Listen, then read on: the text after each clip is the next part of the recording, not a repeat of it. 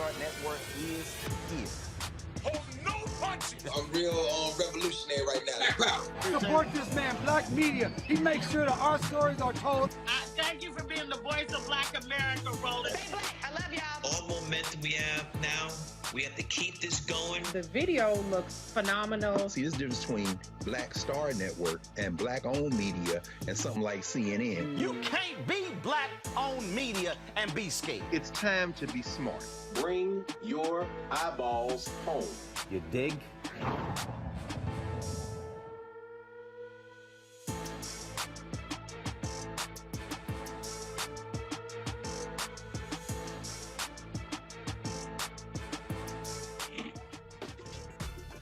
What up, folks? Roland Martin here. Today is Friday, March 25th, 2022. Yes, I am driving massive traffic here in D.C., so we don't let one monkey stop the show. Coming up today on Roland Martin Unfiltered on the Black Star Network. Breaking news, after 2 years, the Black News Channel is shutting down. I will tell you what happened, what went down that led to this decision today, and will the billionaire owner of the network, Shahid Khan, will he pay his employees for their work for the last 2 weeks? I'll give you all the latest news on that. Also on today's show, a Florida girl was expelled from a prestigious school in that particular state. She and her mom will join us. She was attacked by 2 white students, yet she was the one that got expelled. Also, what's the latest in Mason, Tennessee? Will the Tennessee controller take over the finances of this majority Black town? We'll talk with the vice mayor about that particular issue as well. Also, we got Education Matters. A lot of things we're going to talk about on today's show. Folks, it is time to bring the funk on Roland Martin Unfiltered on the Black Star Network. Let's go. He's got it. Whatever the biz, he's on it. Whatever it is, he's got the scoop, the fact, the find. And when it breaks, he's right on time and it's rolling. Best believe he's knowing. Putting it down from sports to news to politics. With entertainment just for kicks, he's rolling. It's on go, roll, roll, y'all. It's Roland Martin, yeah. Rolling with Roland now. He's funk, he's fresh, he's real, the best, you know he's Roland Martin now.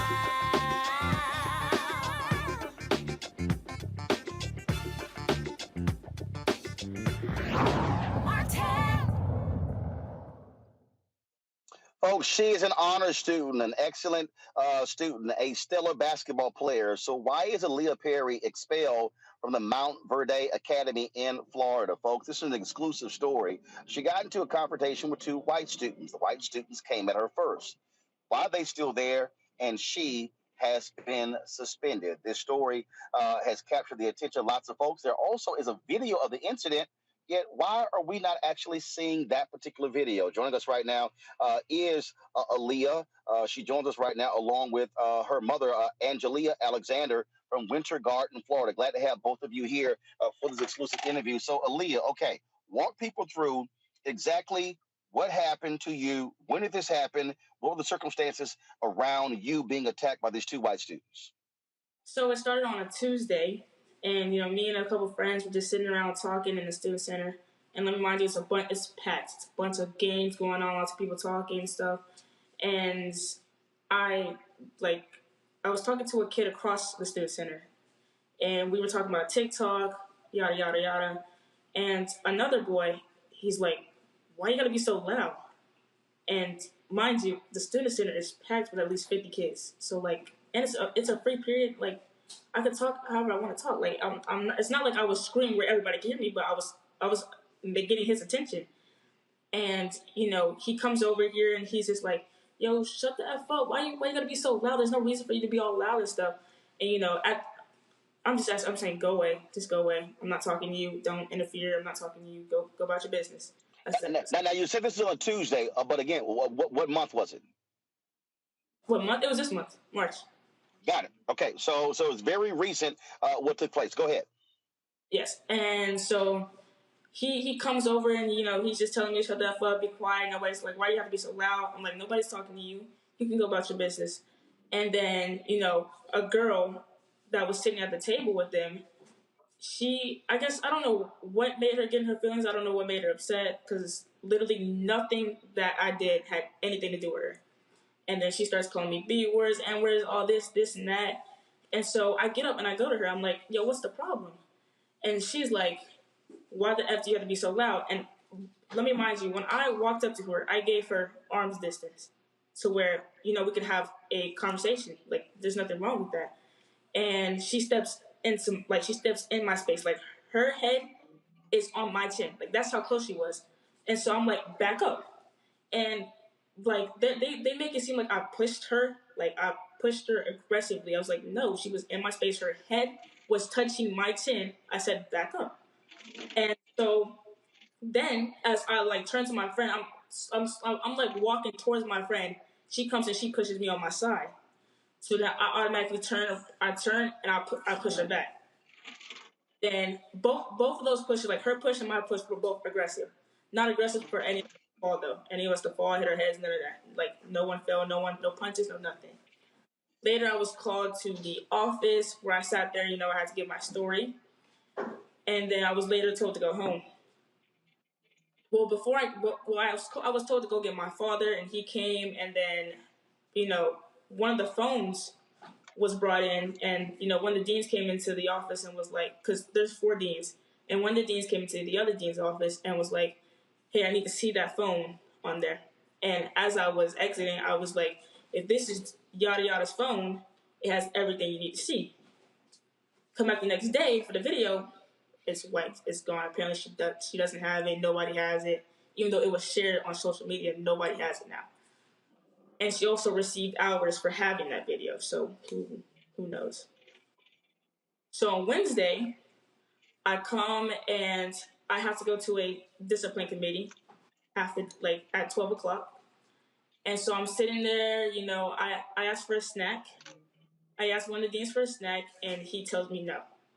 Like, if I did not ask one of the other colored deans for food, this man wouldn't have let me eat the whole day. So I then went to the colored dean and I asked, can I please get a snack or something? I have my own money, I can buy it. And she let me go, and I came back. Then later I went to the DC committee that day, and, before I got there, my coach was telling me, she was like, when you go in here, just own up to what you did. Like, tell them that none of this would have happened if you even walked up there. Me, I'm a kid. I'm trusting my coach. That's my coach. I'm thinking she has all intentions for me. Like, she wants me to be here. So I go in there, I'm sitting down, and I'm telling them it's my fault that, I could have resolved the issue by not going over there. I could have just walked away after she even pushed me. I could have walked away. In the meeting, the lady said, are you sure that girl pushed you? And I'm like, I'm positive the girl pushed me, because why would I push her if she didn't put her hands on me? And then we left. She said, okay, we'll watch the video. I said, okay. Then we left, and my coach was like, I don't like the way she said that. It made it seem like you were lying. And I was like, Coach, I'm not lying. Like, I have nothing to lie about. She pushed me, so I pushed her back. And then coach was like, I believe you, I'm thinking my coach is on my side this whole time. She's going to fight for me, have my back. Next day goes on. Again, I finished the rest of that day off. Then I was told by one of the other deans that I was going to have hours, suspension and hours, because I was already serving in school suspension. So he said that I would definitely have some hours I would have to work off, and then I would be probably suspended for another 2 more days, some more days. That's what I told my consequence was. Expulsion was never on the table. So then I come the next day, and I had bought me a sandwich from the student center that morning. I went to the office. I was like, hey, to the same dean that didn't let me eat yesterday, or have a snack yesterday. I said, hey, where do you want me to sit today? And he's like, what did I tell you about having food in an academic building? And I was like, sir, I haven't ate it. You just said he snatched it out of my hand, just threw it in the trash can, threw my food in the trash can. So I hadn't ate that entire morning. Then later I was called into the head of the school's office, and I was in there for about 2-3 hours, and they were asking me questions. And he started off with the video, then he started asking me a bunch of questions. And then one of the, she's like a counselor sort of, and she was like, well, Leah's going through a lot, and I talked to her about maybe getting counseling or whatever. And he was like, well, why does she need counseling? And then I explained to him that my grandma had recently passed. And then he asked me, what schools have you went to? I told him I went to Orangewood and Foundation Academy. He said, those are very faith-based. I said, yes, sir. Then he tells me, well, in life, when you grow up, you're realizing reality. No one gives a S. And I mind you, I have no parent, no coach in there, nobody else in there. It's just 5 adults asking me questions for 3 hours straight. And then he says, so what does this girl say to you that makes you want to go?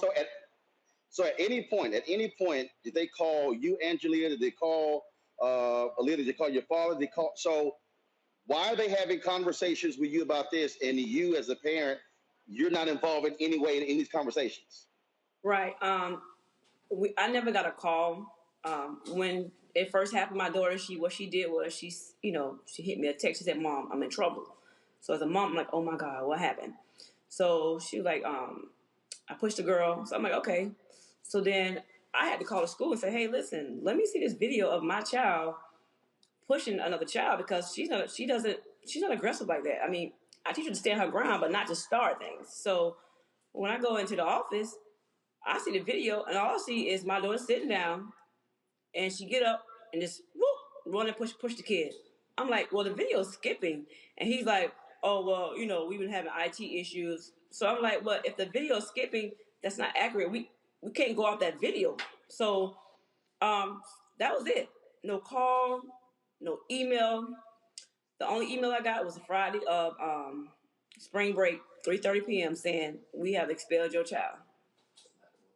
And it's not up for appeal. My daughter, she's a National Honor Society student. All right? She's never been in an aggressive issue. Yeah, she's had cell phone, not wearing uniform. That's just normal stuff kids get into. But when you tell me that my daughter tried to hurt somebody and you put it in an email and then you expel her and then you think I'm supposed to go withdraw her out your school to transfer these records to another school, that's going to follow her. So, no, we're not doing that. So, yeah, no one told me anything. And so that's why we hear that. We hear it because my baby needs justice. This is not right. When you got teachers that are calling me, telling me things, can vouch, it's not right. It's time people stand up for this school. And can I say something real quickly? Yeah, go ahead. So, the main thing that I wanted at first was, to be allowed to finish this year in person and go to Geico, because I play basketball. I'm one of the point guards on the team. So what is your classification at the school? You are a sophomore. I'm a sophomore. You're a sophomore. Okay, so this is your second year at the academy. Right. Okay, gotcha. And we're described as this is an exclusive academy. How many black students are there? What's the black population of this academy? How many students overall at this school? There's a bunch of students in general. Yeah, what I'm saying is that this academy with 1,000 students, 2,000 students. How large is the school? Yeah, it's about 2,000 kids. And how many black kids go to the school? Some of our international students, and then you have most of the black kids are athletes. Yeah, Got it. Okay, so they make this. I'm sorry. So Aaliyah, you want to go ahead and make a point? Go ahead. Oh yeah. So at first I wanted to do this to go to school, because she still gets to go to school even though she put her hands on me as well. And I wanted to play basketball because I play on a national team and we're about to head to Geico. But I don't want to play Geico because I feel like my coach just wasn't there for me. That hurts. My coach wasn't there for me the entire time. That's crazy. So what I'm trying to understand is, how do they arrive at the point of expelling her and there's no conversation with the parents? So does the school have a process when they decide to expel students? Is there some kind of system they have? Is there an appeals process? Or is it simply they make a decision, that's it, you're out? To be honest, I was told that, of course, the parents are supposed to be involved, especially I've been involved when she got a cell phone issue. They told me about that. Hey, your daughter got in trouble for having a cell phone out. You notify me about that, but you don't notify me about my child getting expelled until she gets expelled. You know, even with the coach, you notify me when you have an issue with her, maybe her and her teammates going back and forth, but you never reach out to me about this is big. My child has just gotten expelled, and you call me and tell me you didn't know about the process. She told me, "Oh, I didn't know about the process." What? How you not know that one of your point guards is about to get expelled? But last year there was a student, okay, that got in trouble for bringing a boy into the girls' dorm. All right, since we've been honest. All right, and this student was allowed to finish school online and to return this year to play on the girls' basketball team. But yet, you didn't fight for my child like that. You didn't do that. Why? Because she's not. What is it? We want to know what was the difference. The tuition at this school is what, $50,000 a year.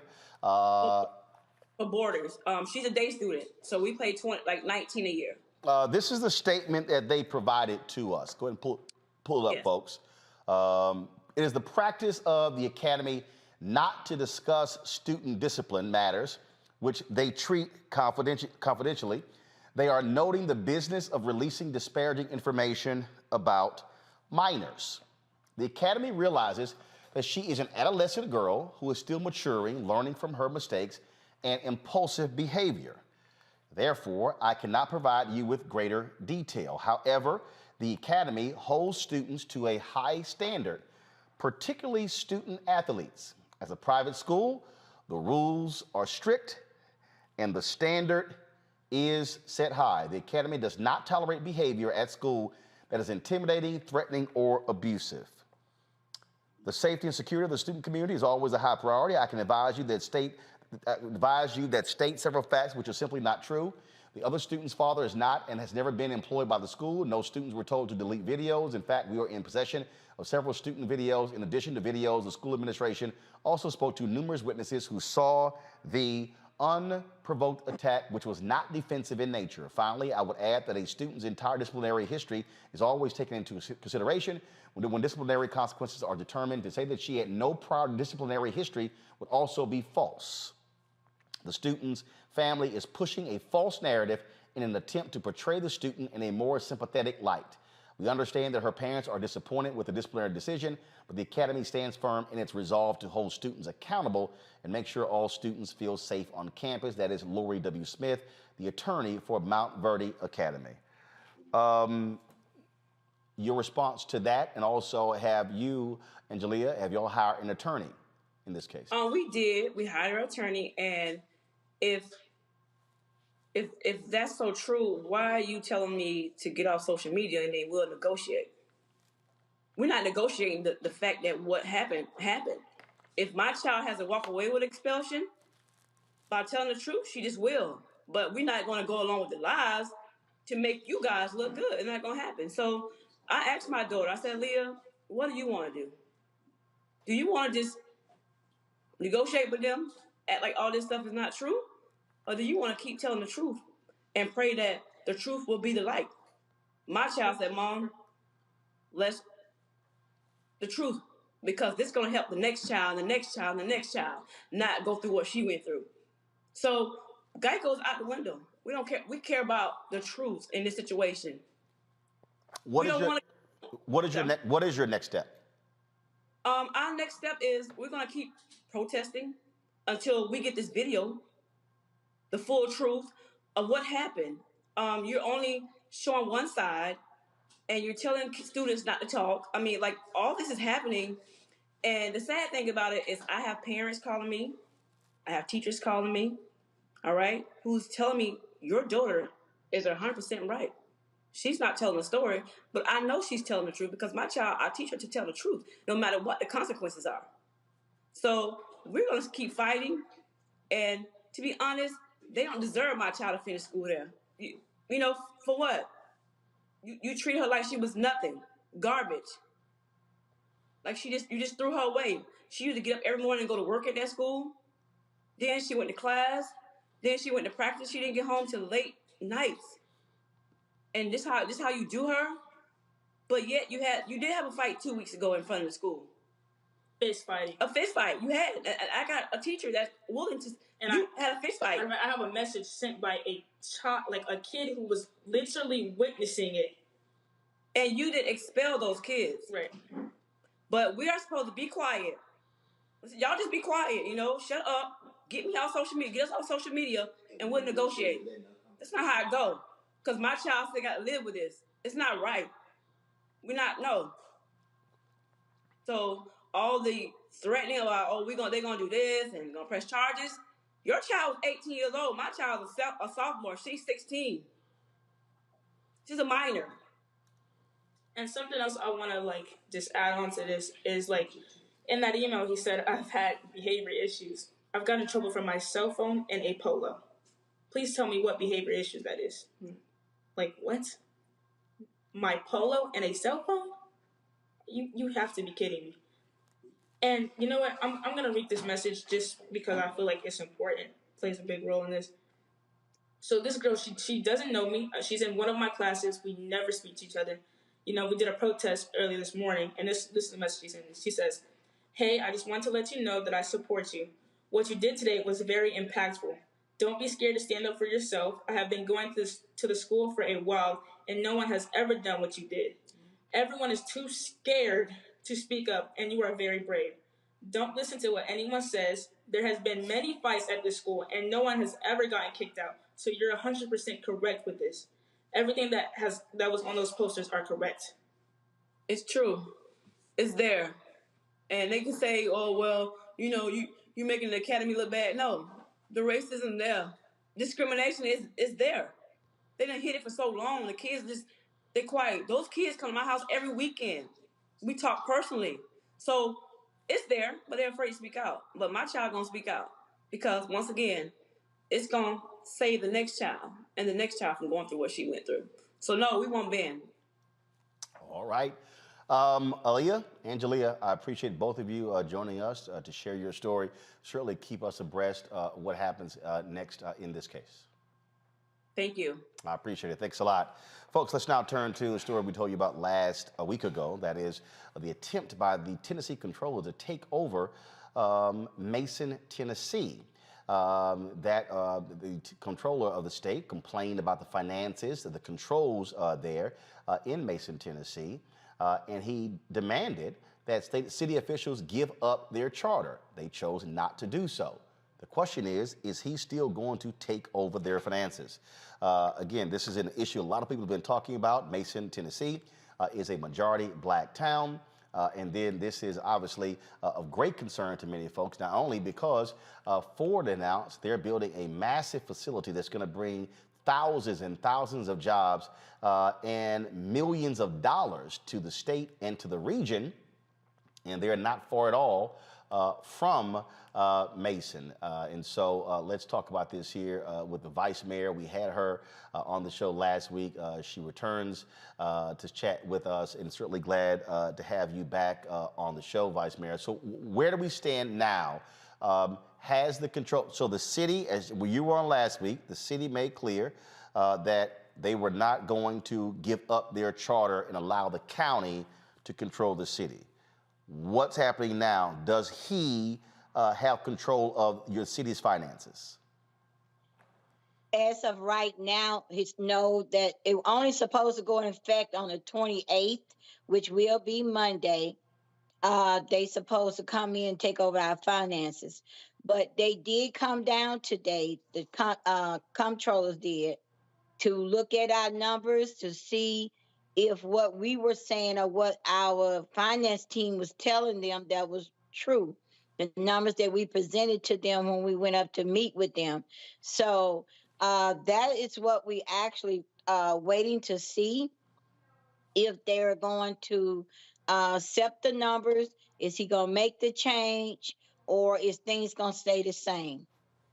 So again, there's a lot of people out here commenting. They're saying that the town has been stolen, the land has been stolen.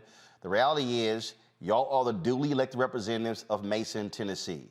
You and the other city council members are still in charge of the city. The only authority that they have is to take over the finances. And what does the state law say? How long does that last? How do y'all get it back? Walk us through that. Okay, well, as of now, we don't know how long they're gonna decide to leave it or to stay in control of our finances. All we do know is that they are going to come in, but again, we're gonna wait and see what their decision is going to be next week, because they got the numbers, they got the paperwork, they came down, they looked at everything. So, with that being said, hopefully by next week we'll know if they're gonna do their demands.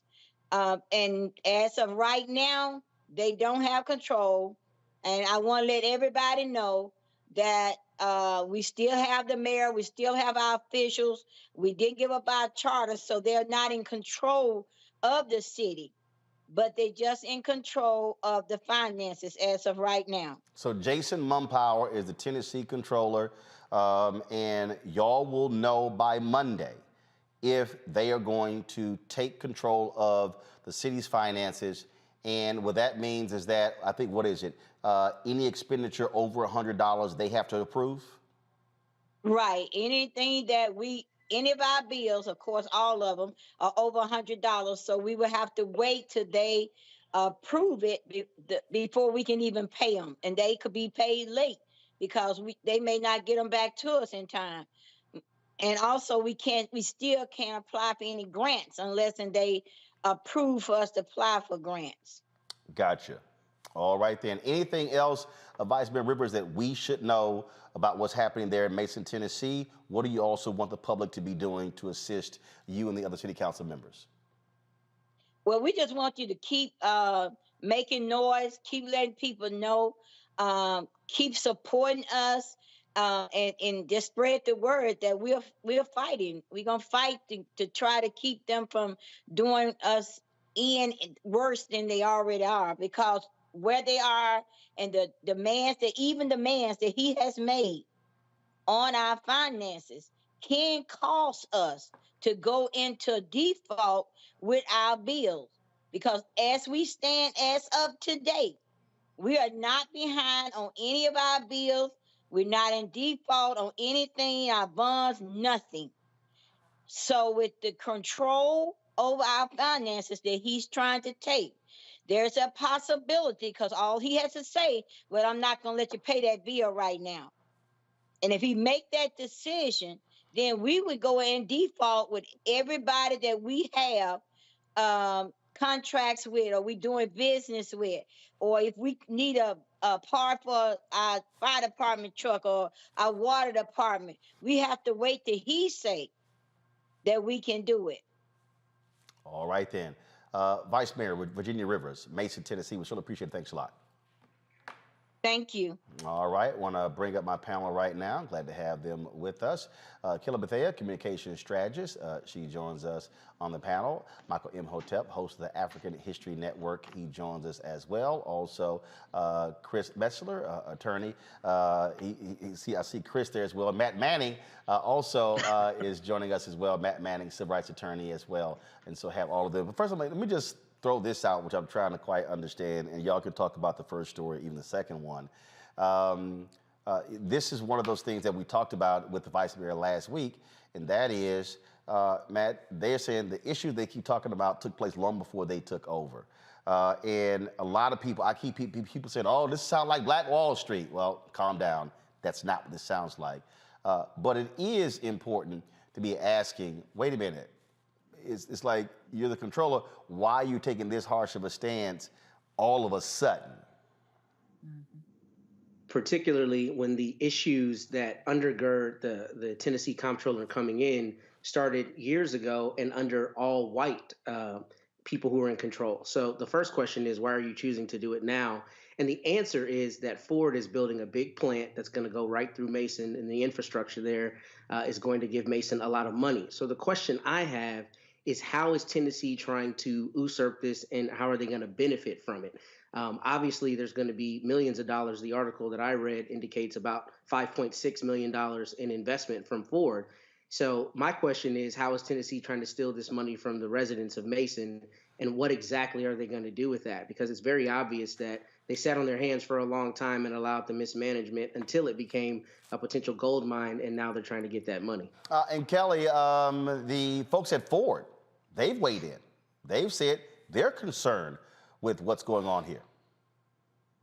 I would be concerned too, because something in the water isn't clean with this, right? If you have a history of managing your finances as a town before a predominantly Black administration comes in, and then all of a sudden, because there's Black people involved, you all of a sudden need to take that power away, that's a problem, because it doesn't say anything about the finances of the town or the status of the town. It has everything to do with you not wanting Black people in power of the town. So I would absolutely, if I were Ford, investigate into the matter as much as I could, given, the parameters that may be.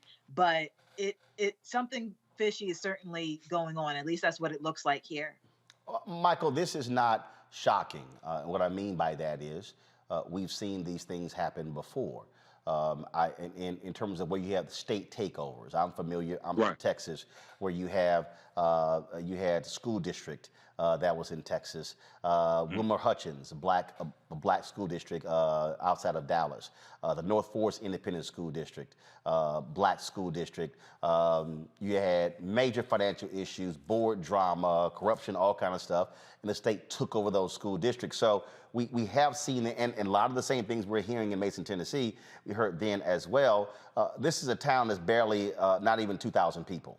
Well, about 1,200. Yeah, yeah. It's like I say, it's not even 2,000. And so what you're dealing with here is you're dealing with this massive facility coming in.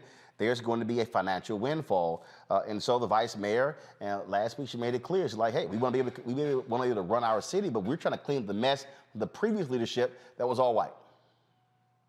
Yeah, isn't it always African Americans got to clean up mess from white people? I mean, look at President Barack Obama came in after 2 terms of George W. Bush. Reading this story, so I've seen some different interviews with this, and thanks for covering this, Roland. This Detroit, we were taken over by the no good Governor Snyder, who was also the governor that the Flint water crisis happened under as well. We were taken over by the state, and then also we know that Detroit Public Schools was also taken over by the state under Governor Granholm, Democratic governor, who's now Secretary of Energy. So, in looking at this, it does seem very strange that all of a sudden now you have this Ford electric truck and battery manufacturing facility that will soon bring an estimated 30,000 jobs to this rural area in West Tennessee. And now you're talking about taking over the finances of the city, but they've been having problems for 20 years. Okay, so hopefully, they can fight this. And then also, I'm looking at there was some American Rescue Plan money that, if I remember correctly, Roland, the American Rescue Plan money, they've been able to, it's like $227,000 they've been able to use to pay back a significant amount of the money that have been improperly borrowed over many years from its water and sewer fund. So a lot of times, one of the things, Mayor Coleman Alexander Young, when he took the oath of office January 1974, he was one of the first African-American mayors of a major city. He got blamed for a lot of things that happened under white mayors. And around the country, when you go look at the first African-American mayors of major cities, when we took over those major cities, they were already on life support from what white people did, okay? But even though African-American mayors did make mistakes, they got blamed for a lot of this stuff. Detroit already had a declining population even before the 1967 Detroit Rebellion. Right. Okay, white people were already fleeing the city of Detroit. So, hopefully they're able to fight this and maintain control of the finances. But this is what they do, man. They put you in receivership so they can take over your your city, take over your power, etc. Folks, we're going to continue to follow this. As we get more details, we certainly will let you know. Got to go to a break. When we come back, Clarence Thomas's wife, Jenny Thomas. What the hell? Text messages she is sent to the chief of staff for Donald Trump, Mark Meadows, now are public. Clarence, you might want to talk.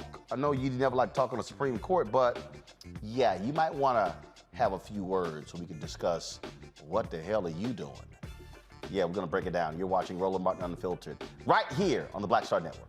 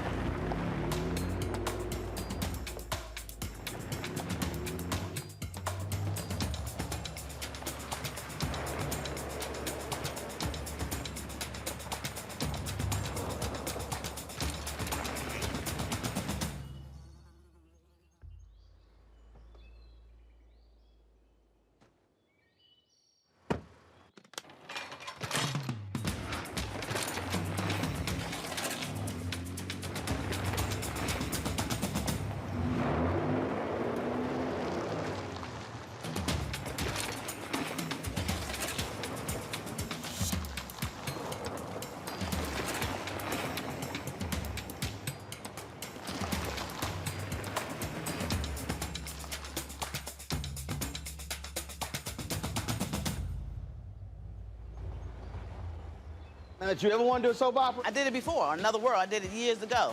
With Joe Morton, Morgan Freeman, called Another World. It's defunct now, but that's how I started in TV.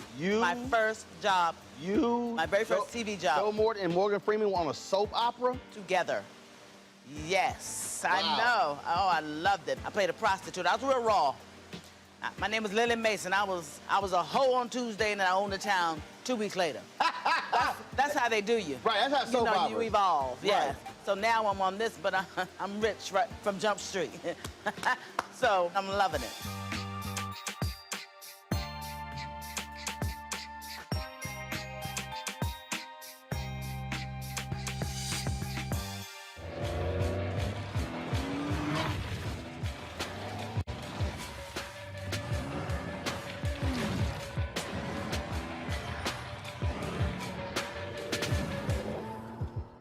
Hi, this is Essence Atkins. Hey, I'm Dion.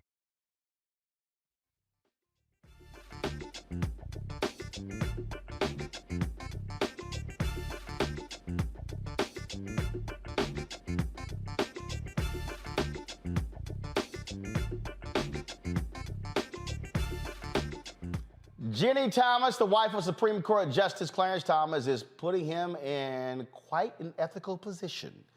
Folks, folks, the Women's March, they want Thomas impeached for text messages showing his wife Jenny, who was pushing for then White House Chief of Staff Mark Meadows to overturn the results of the 2020 presidential election. The January 6th committee has text messages between Thomas and Meadows. Here are a few of them. Help this great president stand firm. Mark, you're the leader with him who is standing for America's constitutional governance at the precipice. The majority knows Biden and the left is attempting the greatest heist of our history.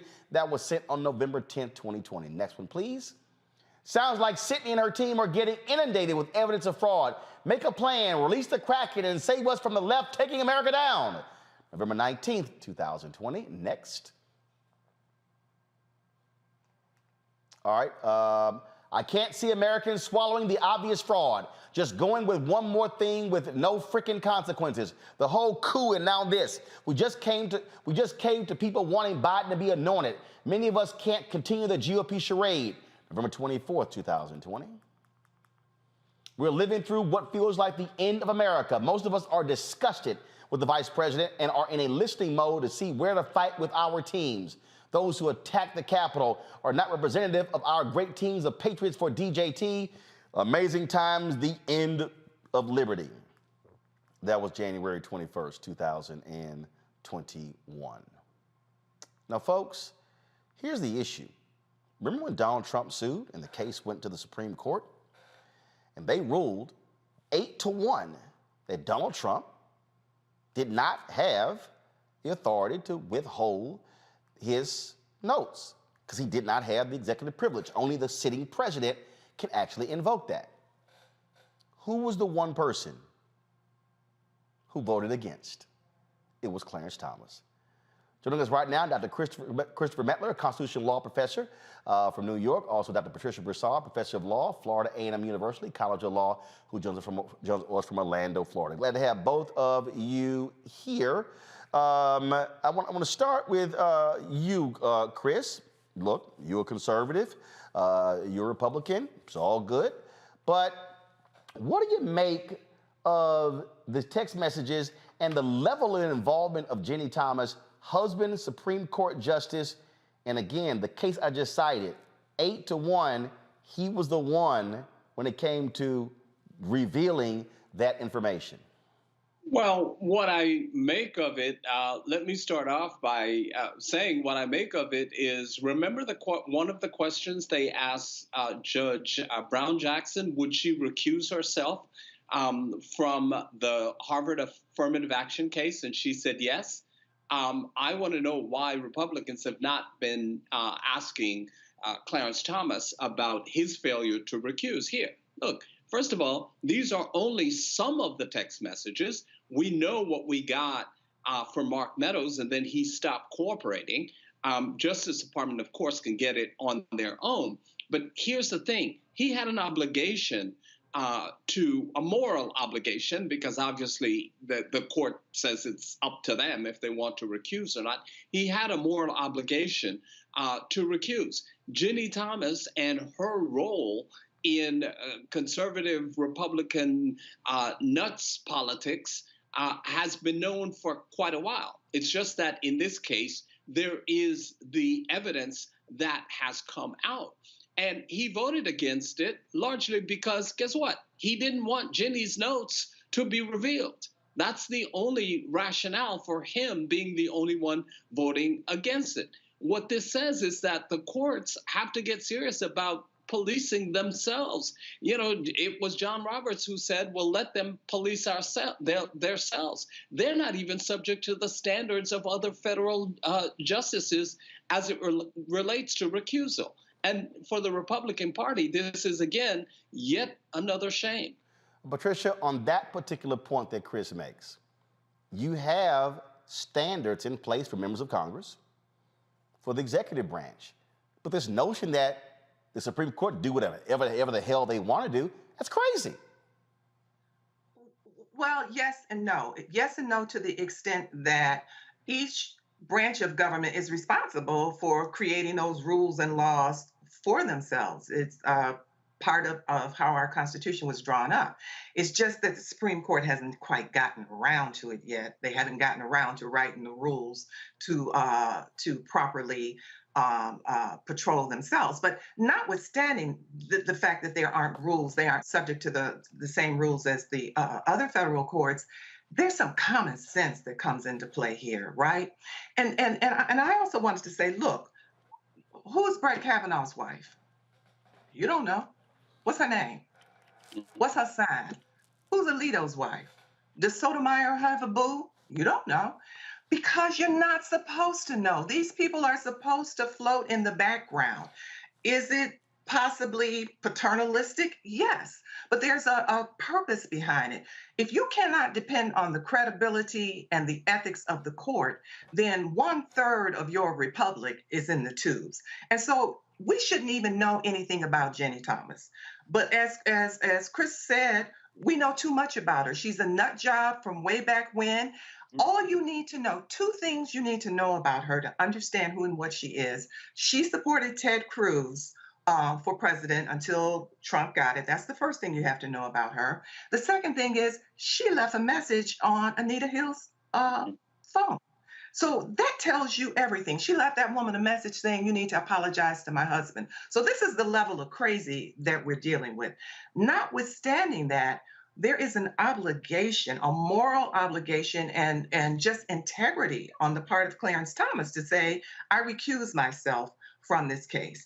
He recused himself when there was a case, I think, against one of the schools in Virginia because his son was attending the school at the time, even though his son did not have anything to do with the case. He recognized that he was intimately involved with that subject matter, and he recused himself. So he knows the rules. He knows how the game works. He knows that for optics, if for nothing else, you recuse yourself. But he refused to do so because they had the goods. Mark Meadow got shaky and decided that he wouldn't cooperate, but not before he turned in some information. Now, my position is, if we know of 29 emails from the little bit of information he turned in, they're probably 129 at a minimum emails that were exchanged. So he knows the rules of the game. Chris, on that particular point, just a couple of weeks ago, it was Justice Clarence Thomas talking about how we need to keep politics out of the Supreme Court.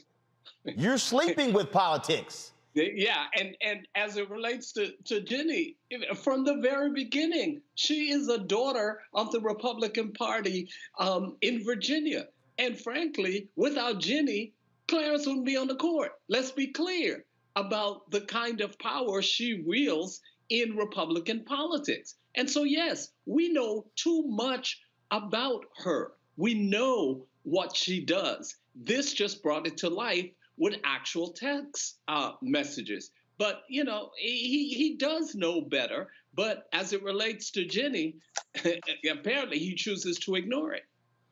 Bottom line, Patricia, go ahead. Go ahead. So I was going to say, not only that, let's parse this thing from a constitutional law standpoint. Yes. Does she have the right to believe that Biden didn't win? Of course she does. Does she have the right to tell her girlfriends and everybody else and anybody who will listen that she didn't think that Biden won? Of course she does. She has the right to spread whatever nonsense she wants. She doesn't have a right to conspire to overthrow the government. And that's especially when you're married to one of 9 Supreme Court justices who will be ruling on cases tied to the very thing. Absolutely. So he knows. I mean, it would make me sick too. I think I'd have to take a few days off if my spouse got kind of caught in a little trap like this. I'm not saying the man wasn't sick. Please don't quote me on that. I'm just saying that it's, you know, I would be sick if my spouse got caught doing what she did. So it's absolutely ridiculous. Like I said, she can believe what she wants to believe, but the idea of conspiring with Mark Meadow, and that's the tip of the iceberg. We don't know what else is out there. Yep. It's daunting. And the hypocrisy is incredible. Can you imagine Kamala Harris's husband making a call to Biden saying, hey, man, let's do X, Y, and Z? Absolutely not. We are held to a different standard than other folks. And it's just, the hypocrisy is just daunting. I mean, you could slice it with a knife. But he is, though, they say, the ultimate holder of all that is constitutional. He is, the message goes, one who strictly adheres to the Constitution, except when it comes to trying to overthrow the government by your wife. So there you have it. Well, and he gave a speech. He gave a speech, I think about 2 or 3 weeks ago, in which he said, we need to keep politics out of the judiciary. Yeah, right. You need to start at home and having a little conversation with your wife, and maybe, you know, she can work that out for you. That's like I said, the hypocrisy is ridiculous. Patricia, Chris, I appreciate you both. Thank you so very much for joining us right here, Roland Martin Unfiltered. Thank you so much for having us. Appreciate it. All right, we'll do it again. All right, folks, got to go to a break. When we come back, we're going to talk about the demise of the Black News Channel. Today, the decision was made to shut the network down. I'm going to unpack and deconstruct what happened and why we got to this particular point. You're watching Roland Martin Unfiltered on the Black Star Network. Back in a moment.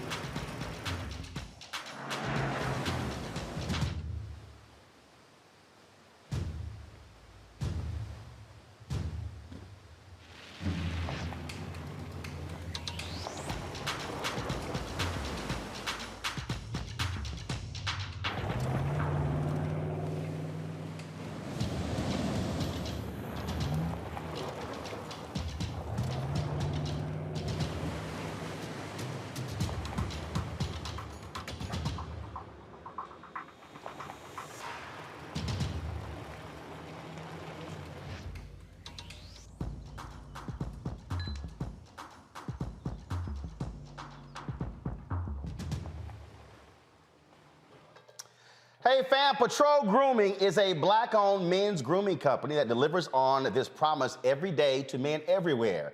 Everything we do, every product we make is designed to help you to present your best self. It's a promise they've kept since 1991 when they first introduced the Bump Patrol brand, the #1 men's product for a smooth, bump-free shave and silky skin.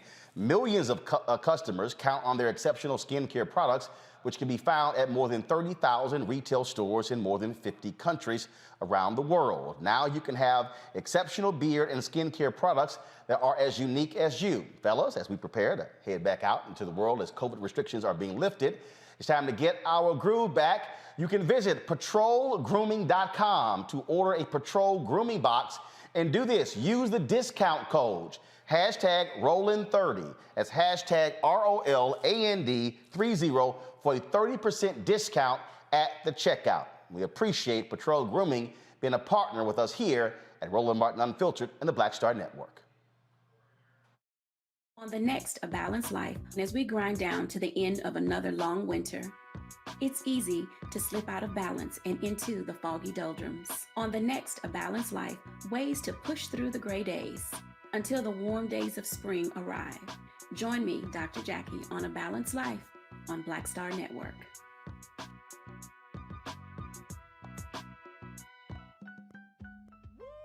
We're all impacted by the culture, whether we know it or not. From politics to music and entertainment, it's a huge part of our lives, and we're going to talk about it every day right here on The Culture with me, Faraji Muhammad, only on the Black Star Network.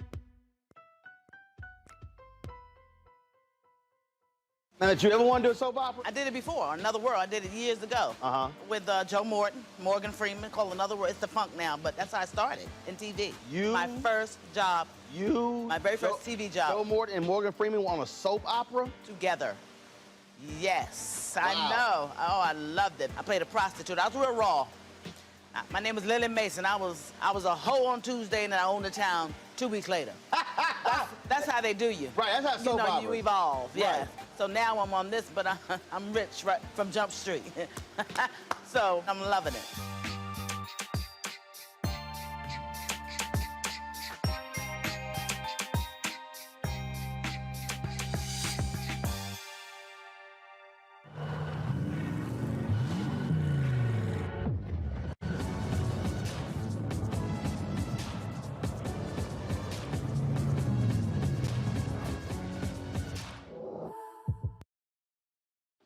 This is Judge Mathis. What's going on, everybody? It's your boy Mac Wiles, and you are watching Roland Martin Unfiltered.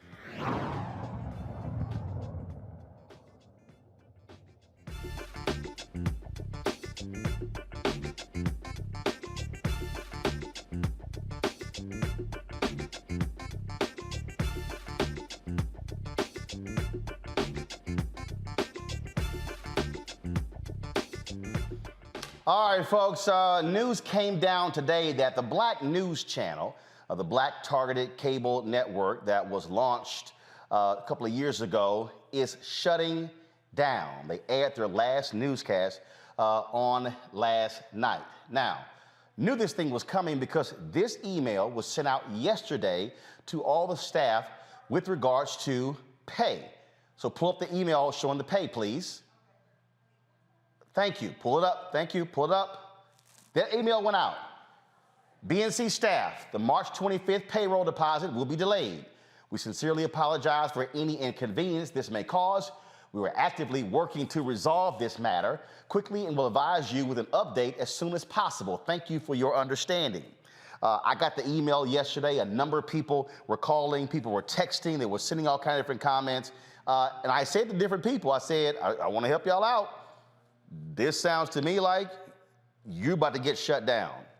This morning, woke up, folks had not had their deposits placed, then began to make phone calls.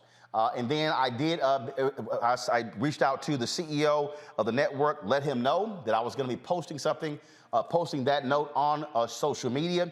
He told me, quote, I'm working hard to get people paid for the work that they've done as Prince Hare, the CEO of Black News Channel. That was around 11 a.m. It was a couple of hours later that, again, the Los Angeles Times broke the story saying they were shutting down.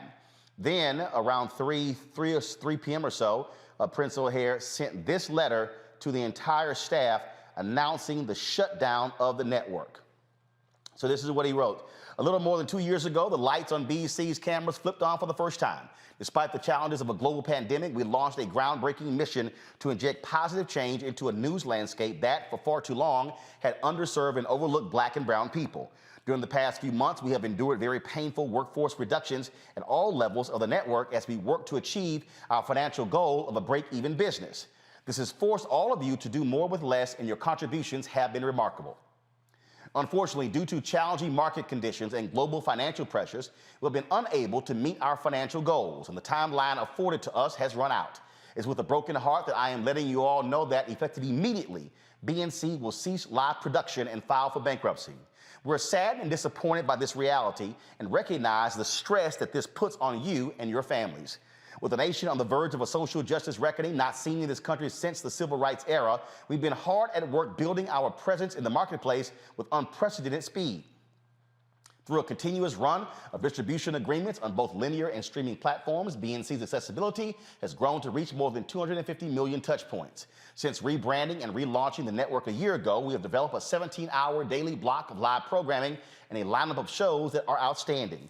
Every day we present our stories, context, and viewpoints that illuminate and celebrate the Black experience in a way that no other network has since the dawn of television. We have hired more than 250 Black journalists and Black production personnel, and all your hard work and dedication has lifted this network to incredible heights. There have been countless wins along the way, including gavel-to-gavel coverage of several trials that gripped our community, A-list guests throughout our day parts, and exclusive coverage of the Congressional Black Caucus's first ever response to the President's State of the Union address. Just this week, we set an all-time viewership record for the network doing wall-to-wall coverage of Judge Ketanji Brown Jackson's U.S. Supreme Court confirmation hearings. I understand that this surprising and unfortunate news will naturally generate a lot of questions surrounding next steps. Our leadership team and human resources will be in touch to address them over the coming days and weeks. Please know that I am thankful for all of your hard work and deep commitment to our mission. We have differentiated ourselves, and your achievements over the last 2 years should be an immense source of pride that you will carry throughout the rest of your careers. In the meantime, please take care of yourselves and each other, and remember that we built something great here.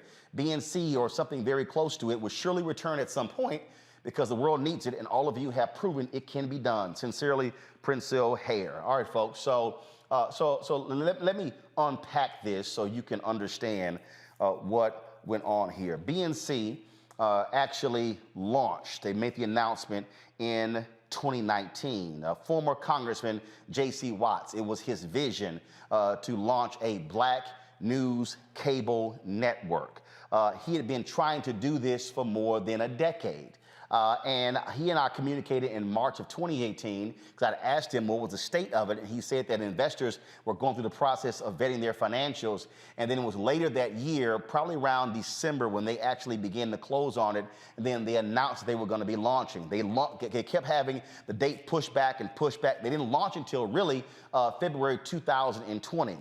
But a major investor did come in, Shahid Khan, the Pakistani-American billionaire who is the owner of the NFL Jacksonville Jaguars. He came in and invested $50 million into Black News Channel, thus becoming the majority shareholder. So Black News Channel went from being a Black-owned cable network to a Black-targeted cable network by virtue of him being the majority owner. This is JC and Shahid Khan talking about the Black News Channel before they launched. Now the time to launch a TV network focused on the African American viewer. Well, Catherine, the Black News Channel is culturally specific to the African American community. You've got 200 plus stations on any cable system. We are the one location that you can come and find out about wellness, culture, current affairs as it relates to the African American community. So we launch on November 15th of this year, and we're looking forward to creating a venue that African Americans can find culturally specific issues pertaining to them. Congrats. Shad, you're an investor in this channel, and I'm wondering, when you looked at this, how do you think that the Black News Channel will compete against news networks that already have the resources? Well, I think it's going to do real well. To add to what JC was saying, it's specific needs of a community that's really underserved, the African American. It's great for me to be part of it. It's been under planning for a long time, and then to come in and help provide financially so it launches and launches well. You heard there where J.C. Watts said that they were launching in November of 2019. That got pushed to December, then January, then finally in February. So they launched in February 2020. Well, guess what? After they launched, the co-CEO, Bob Brilliante, he was actually let go. They announced he was moving on to pursue other opportunities, but he was let go from the network. He, of course, launched the Florida News Channel. And of course, he always had his idea of actually doing a Black news network. You folks may not realize that when you had Major Broadcasting Cable Network, they had partnered with him to actually do something similar to BNC, and so they did it first. This is a photo. This is a This is a story right here in the Tallahassee newspaper when he stepped down after a couple of months. You see, the story was dated April 13th, 2020. So here's what happened after that. You see that this was their original logo right here.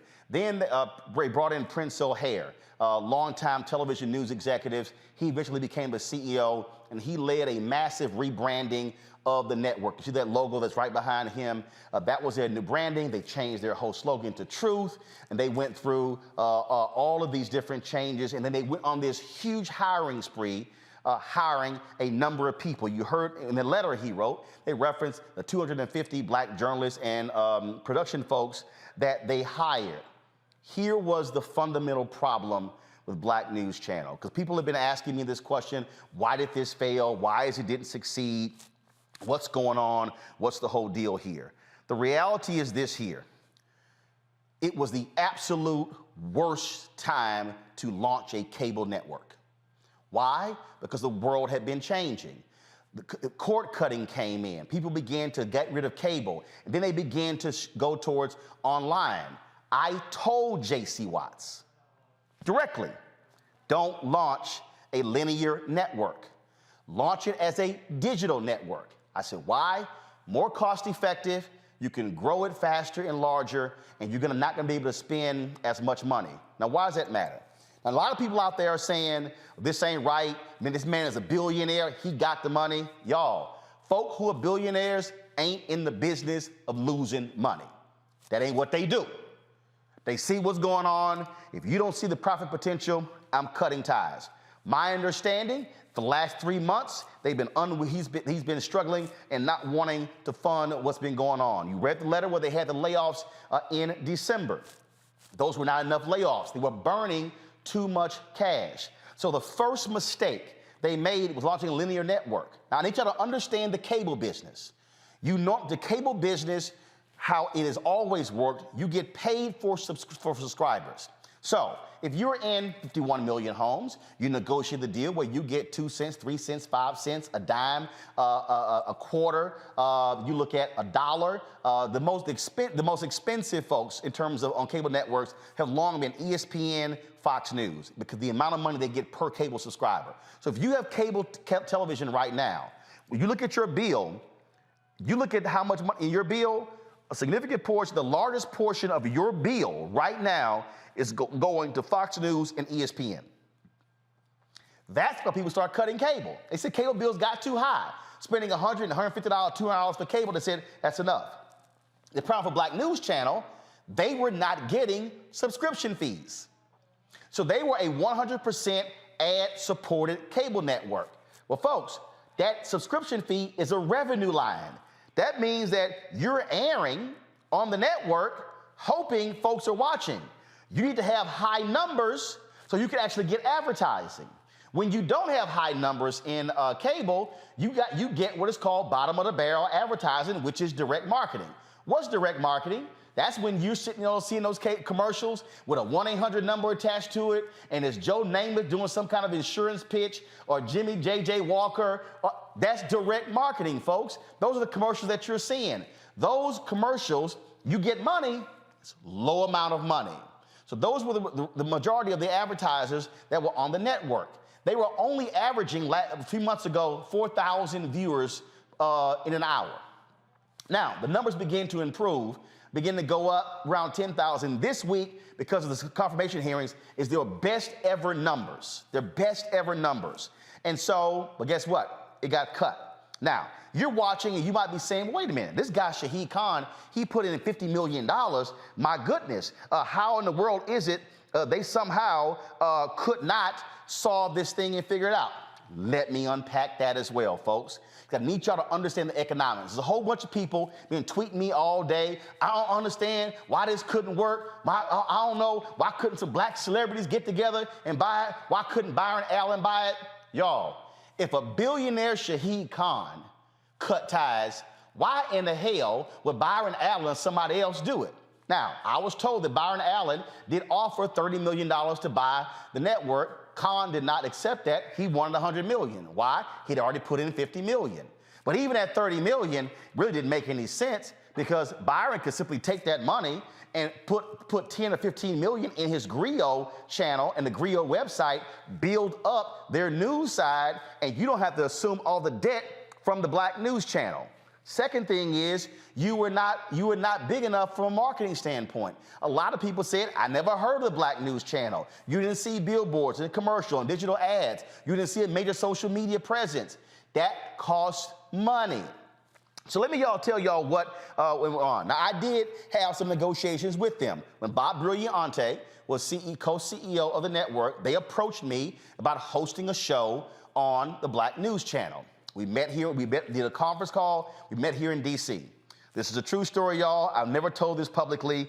People who know me personally, I've discussed this offline. They met with me and they wanted me to host a primetime show, 30 minutes, which first of all made no sense whatsoever. You don't host a 30-minute damn show, you do the whole hour. It's a 24-hour network. If you do a 30-minute show, you gotta put another 30-minute show behind it. But that made no sense. So they wanted me to host a 30-minute show, and they were gonna have Larry Elder follow me, and they offered me $85,000 to host a 30-minute show, and then they wanted me to also utilize my social media, promote the network. I said, I'm not even responding to that offer. I'm sorry, I made $85,000 running Tom Jonas' website, blackamericaweb.com in 2001. Do you actually think, after what I've accomplished over the next 18 years, I'm gonna take $85,000? Hell no. So I told them I'm not taking that offer. And so I said, if y'all want to be serious, y'all come back and holler at me.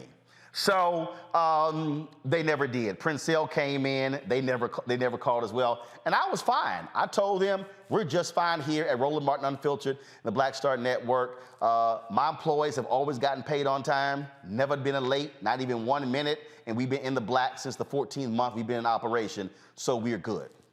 So they spend all of this money here beyond going linear, and then you talking about not going digital. When Princell came in, I know Princell very well, years in the National Association of Black Journalists, but he made some fatal mistakes. The biggest mistake, he hired way too many people at high salaries, and that caused them to have way too much money going out of the door and not coming into the company. You simply have to be able to control your expenses when it comes to your revenue. Otherwise, you're going to be DOA. Now, let me show y'all something I need y'all to understand when we talk about the business of the business. Because, see, too many of y'all, I've seen y'all tweets and y'all comments. Y'all get enamored with the content. Let me explain something to y'all. The content don't mean nothing if ain't nobody watching. The content don't mean nothing if ain't nobody buying. Now, y'all need to understand, I was one of the first folks to work for TV One. In fact, what y'all may not realize is when Jonathan Rogers met with Alfred Liggins at the cable show in New Orleans to talk about launching TV One, Jonathan had drinks with me before he had drinks with Alfred. I walked him over to his meeting with Alfred.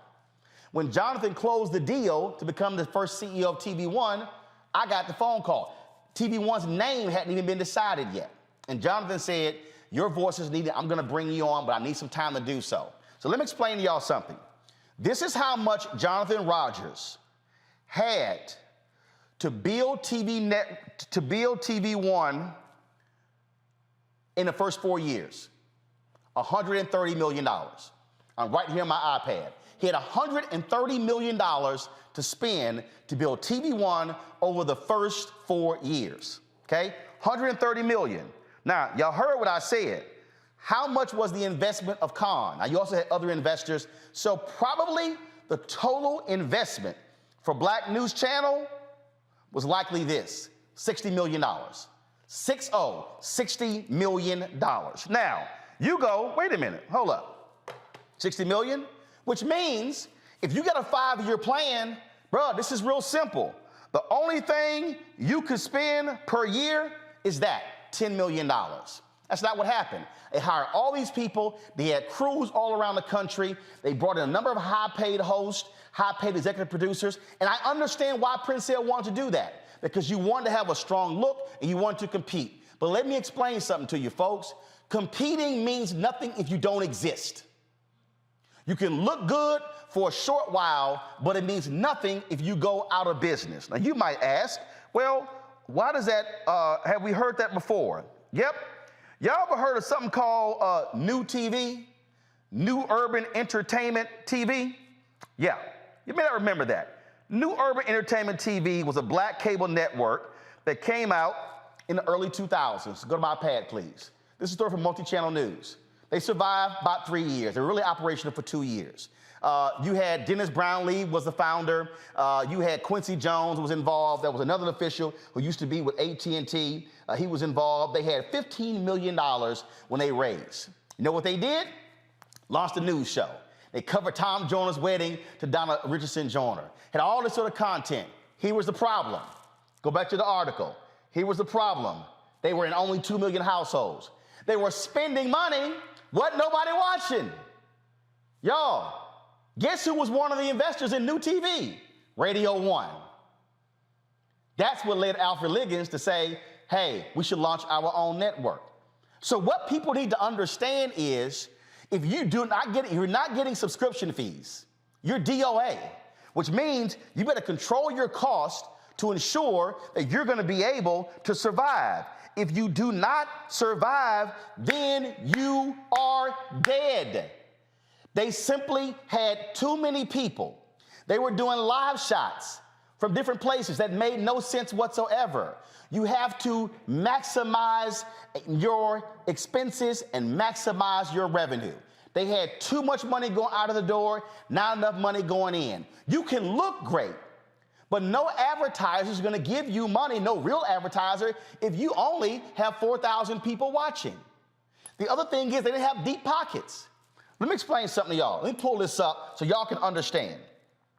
Brian Roberts, who is the CEO of Comcast, said point blank on a conference call the other day that Peacock, y'all know Peacock, right?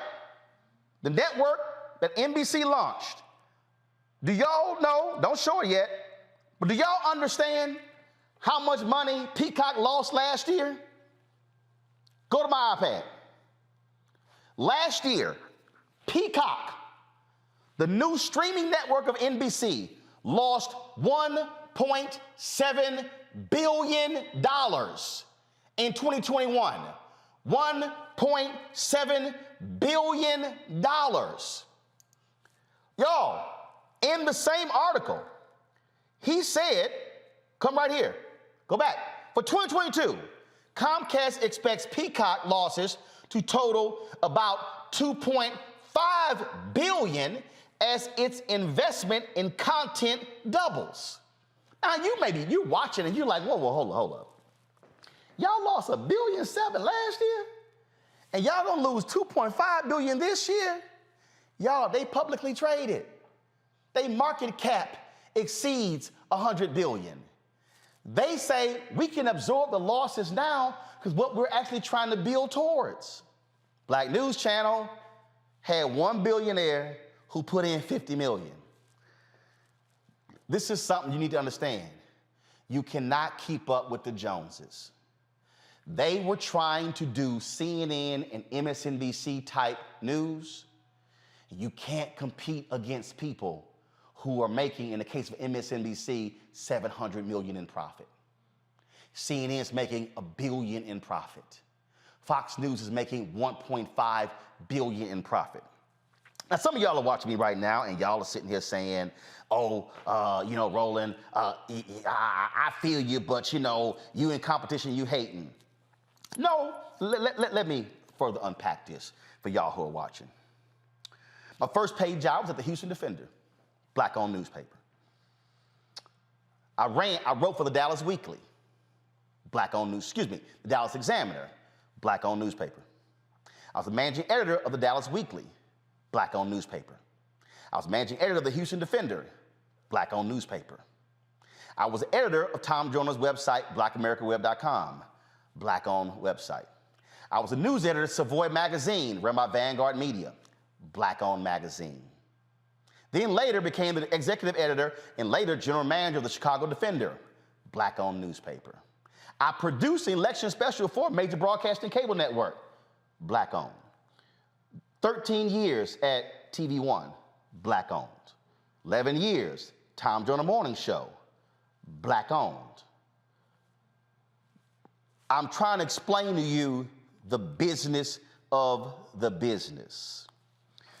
This is something that I used to say, and as a matter of fact, I freaked out Alfred Liggins when he said this at TCA when we launched launched News One Now. We were the Television Press Critics Tour in California, and I said to all the press critics, they said, Roland, you're launching this morning show on TV One. How are you going to compete with Good Morning America and the other morning shows? And I said, I'm not. They go, I'm sorry, what do you mean? I said, I'm not. I can't compete with them. The Today Show car budget is bigger than my budget. I said, but here's something that the Today Show cannot do. They cannot out-black me. They said, whoa, and even Alfred went, whoa, I've never heard that. I said, well, you're hearing it now. When I ran the Chicago Defender, I couldn't compete with the Chicago Tribune and Chicago Sun-Times. Couldn't. They had way more money and resources. But they couldn't out-black me. See, what out-black me means is, when there's a news story, you can't out-black me. I'm a lock and load on that story. So you might ask, well, Roland, what should a Black News Channel have done? First and foremost, you should not have had programming running from 10 a.m. to 7 p.m. that was live. It's a total waste of money because, frankly, nobody was watching. It's a waste of resources. Your focus should have been solely on building your primetime hours, 7 p.m. to 11. That's 4 shows. That's 4 hours. You then run those shows 2 more times in the 24-hour period. That means that those 4 shows now take up 12 hours of your 24-hour block. What you then do is take advantage of free content such as congressional hearings, which you're allowed to use by fair use, even though C-SPAN shows them, because the cable contract says they have to provide that free to anybody who wants to use it. You also go acquire very inexpensive documentaries, and you put together a programming schedule, and you methodically build your network by watching your dollars. So if you had $50 million and you say, listen up, we're only spending $10 million this year. Folks like, yeah, but no, I don't want to hear it. When I was at TV One, had a brother, he used to work at BET. He was like, we got to go do this. If this was BET, we were at ABC. I said, stop. We ain't at ABC. So don't tell me what ABC will be doing and how much they will be spending, because we ain't at ABC. Now, see, some of y'all watching right now, let me explain to you how you don't get caught up in running with the Joneses. Do y'all see this table right here? Y'all see this table right here? This was one of the original tables we used on the show. Kelly remembers. She used to come into the studio. This was one of the tables she would sit behind. The black chair I sit in, this was our set. We had 4 of these tables and 4 chairs. You know why? We couldn't afford no damn set. I wasn't stupid. I wasn't spending a crazy amount of money. So you know what I did? I waited. Did I want a news desk? Yes. Could I afford a news desk? No. So what happened? By the second year, take the shot, Henry. We bought this. It cost us $8,000. We couldn't afford it in the first year. Hello. Come back. We're now in a new studio, 5,200 square feet, 5 different sets. I couldn't afford that. I couldn't afford the robotic cameras, but we methodically built. That's what Black News Channel did not do. They did not conserve their resources to methodically build. They tried to grow too fast. Pull up the letter that Princell wrote. And he said it in the letter. Go to page 2 and then page 3. The letter from Princell. He said it. We grew at a remarkable, what does it say? We've been hard at work building our presence in the marketplace with unprecedented speed. You spent too much money, Princell. You did. Khan is a businessman. He was not going to put another $25 million into a venture that was going to keep losing money. Now, a lot of people were talking about, there was a whole lot of issues in terms of what were they going to do. People have not been getting paid because today was payday. Before I came on the air, I got a phone call that they did get him to verbally commit to pay all of the employees through today's pay period, which meant for the folks who ran the last 2 weeks, they're going to get paid. This tweet by Mark Lamont Hill was posted before that happened. This tweet went up. Go ahead and show it. This tweet here went up. You see at 4:47 p.m. That Khan was refusing to give people their paychecks today. Hundreds of employees, many of whom already took significant pay cuts, are now being denied money they've already worked for. Khan, a billionaire, simply says he doesn't want to pay it. That was at 4:47 p.m. I got the phone call, y'all, at 6 p.m. that Khan agreed to actually pay the employees. So that is happening. What I need people to, I'm going to close this way, what I need people to understand, because somebody asked me, well, how's Univision and Telemundo successful? First and foremost, Univision ain't an American network. Univision is seen throughout the entire Spanish-speaking world. Telemundo, same thing. You cannot make the comparison. I need folks to understand that also how you build a network, you have to be able to manage your finances and understand how to grow it. Even though people think you're going to get millions of people watching a show, that's not it. On an absolutely fantastic, unbelievable, crazy day, we would have 130,000 total people watching News One now. 130,000. I don't think we ever hit total 150,000 viewers. We were in 58 million homes, y'all. We had 52 Radio 1 stations promoting TV One. The marketplace that you are in changes. It dictates how you're able to grow. So I'm just going to put this in context so you can understand, folks, again here. Because again, remember, y'all, I did it. I just want everybody to understand. You looking at the only, outside of BNC, before BNC launched, you're looking at the only African American who hosted for 4 years a Sunday morning show on TV One. Was it live? No. We taped it on Friday. Why? It was cheaper and more cost effective. You're looking at, before BNC, the only black person who had a daily morning show on a black-owned network for 4 years. So that's for 8 years, y'all, from 2009 to 2017, September 2009 to December 2017, where I had the experience of how do you compete in a marketplace with a show on a black-owned network. And so it's understanding how you methodically build it. Now, I had one of my staffers said this to me, and a person who used to work for me, and she wanted a raise. And she said that she felt that she deserved to get $65,000.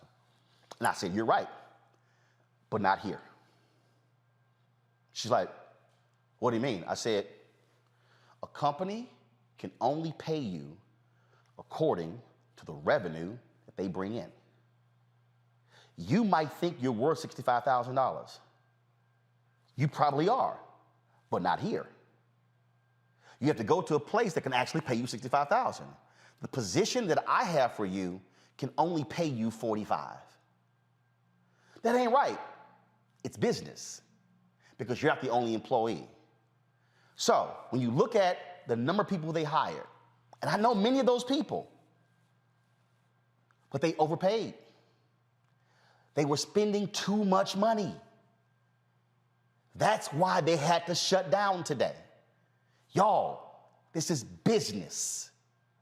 And what we have to understand is you do not throw bad money at something that is not succeeding. And that's hard because the idea of a black cable news network is important. But if you cannot pay for it, it doesn't exist. What is the point of lasting 2 years when you want to last 20 or 200? The cable landscape is littered with wonderful ideas that failed because the business plan could not sustain itself. So you're sitting here going, well, I don't understand, Roland. How are you still in business? You know why? I check the account every day. I manage every dollar. Don't tell me you lost the remote to the Roku. Find the damn remote. I'm not about to spend another $20 to go pay for it because that's $20 that I got to pay. Also, if somebody's sitting here going, oh man, we did $3 million in revenue and we made an $800,000 profit, you should give everybody bonuses. So what happens next year? We have an economic downturn and advertising goes down. How am I going to pay you? So right now, this is 2022. I'm already thinking about how I'm going to pay all of my employees and pay my rent in 2024. Folks, this was business. And again, you can't get so locked in to a great idea if you can't pay for it. And so there are going to be a number of stories that are done about what happened. And by the way, TV One, we had $130 million. Diddy's Revolt, they had $65 million. And one reason they struggled in this first several years, they were undercapitalized.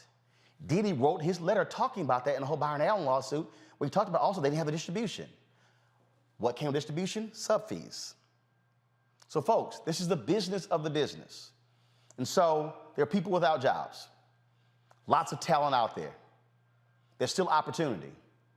But I want folks to understand, can this notion succeed? Can this idea of a black news network work? The answer is yes. It can work, but it has to be done right. You must be managing all dollars. Know this, I was a contributor for CNN. I got no problem telling y'all this. When I left CNN as a contributor, I was getting paid $285,000. I walked in at $250,000. BNC was paying contributors. How? I'm telling y'all right now, I have no problem being transparent. I would love to send Kelly, Michael, and Matt a check to be on my panel every week. But let me tell you right now, if I did, we would not be standing here 6 months from now. When I ran the Chicago Defender, this is the last story I'll tell before I go to the panel, then I got guests that are waiting, and I thank you for being patient who are waiting. When I ran the Chicago Defender, y'all, the Chicago Defender had not made a profit in 20 years. They had lost money for 20 consecutive years. Their expenses were being covered by the Michigan Chronicle, the Tri-State Defender in Memphis, and the Pittsburgh Courier. Those publishers were pissed that their profit was going to pay for the Defender. And so when I got to Chicago, we were in this massive building. And it was a building that they had been in since the 1950s when John Sinstack was the publisher. It was a building that we were in when we became a daily newspaper. And all of these black people in Chicago were going, man, We've got to save the building. This is a historic building. Do you know what it means? You had the black historian, he just passed, his name escapes me right now. He just died. And he did an interview in front of the defender. He was tearing me to shreds because I was talking about moving the Chicago Defender out of that building somewhere else. I listened to him. And I said, if we had to refurbish the building, we were only using 10% of the building. If we had to refurbish the building, it would cost $7 to $9 million to refurbish the building. The entire company wasn't worth $7 million. So I said, y'all got to make a decision, Chicago, Black Chicago. Y'all want to save the paper or save the building? You got to pick. Yes, I moved the paper to a new building to save it. We lost money my first year. We made a $100,000 profit my second year. We made a $400,000 profit my third year. That's business. Black-owned media can be successful, but it's also about building it. Black News Channel was black targeted. But now y'all understand, I hope, why y'all hear me talking about black-owned advertising. Why y'all hear me talking about why we should get our fair share of the $1 billion the federal government spends every year on advertising. Now I hope you understand why I fight so hard to get our fair share of the $322 billion being spent every single year on advertising that black-owned media gets 0.5 to 1%. Folks, can there be a black-owned media network that is thriving and successful? Yes. Are we trying to build it at the Black Star Network? Yes.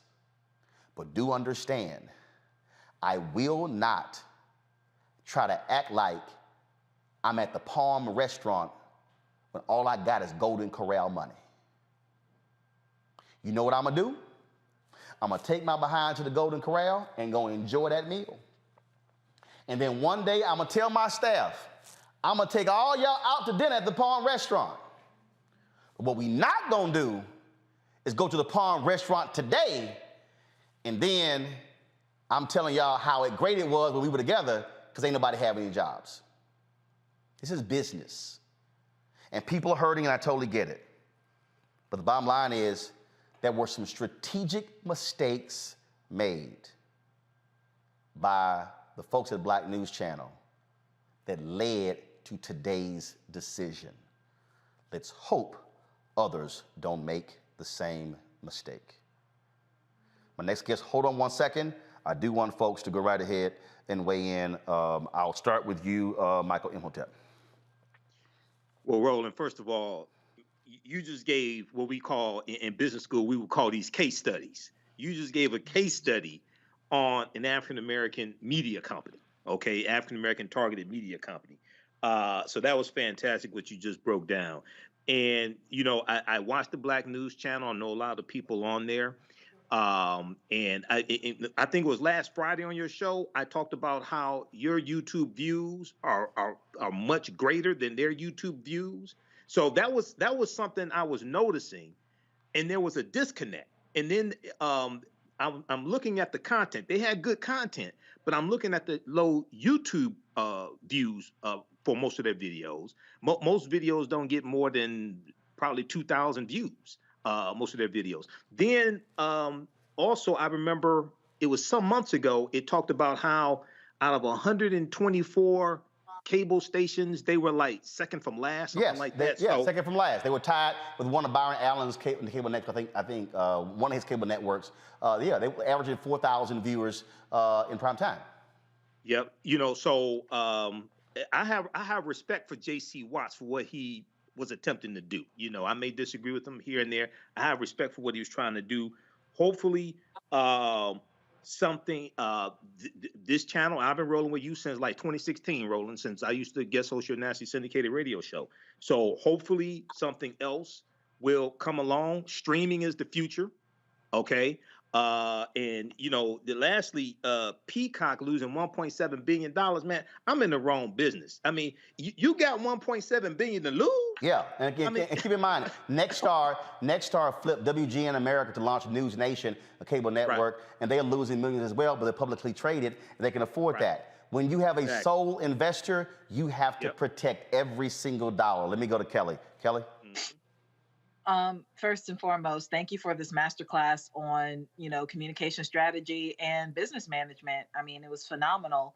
And you were absolutely right in everything you said. But the moral of the story here really is to just minimize your expenses and maximize your revenue. And BNC did not do that very well, if at all.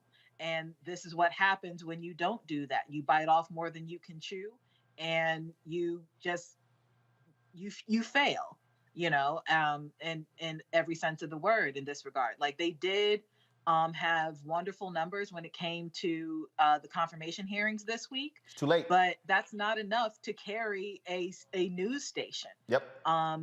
Like you said, like you need to really be cognizant of how you spend your money and stop comparing yourself to stations and networks that are decades in the making. Like CNN was not built in a day. Nope. CNN wasn't even built in 3 years. Nope. So you have to take that into consideration when you're building anything, let alone a network. They could have done so many other things that would have been far more impactful than what they did, and still would be here today had they done those things. They could have started off in YouTube.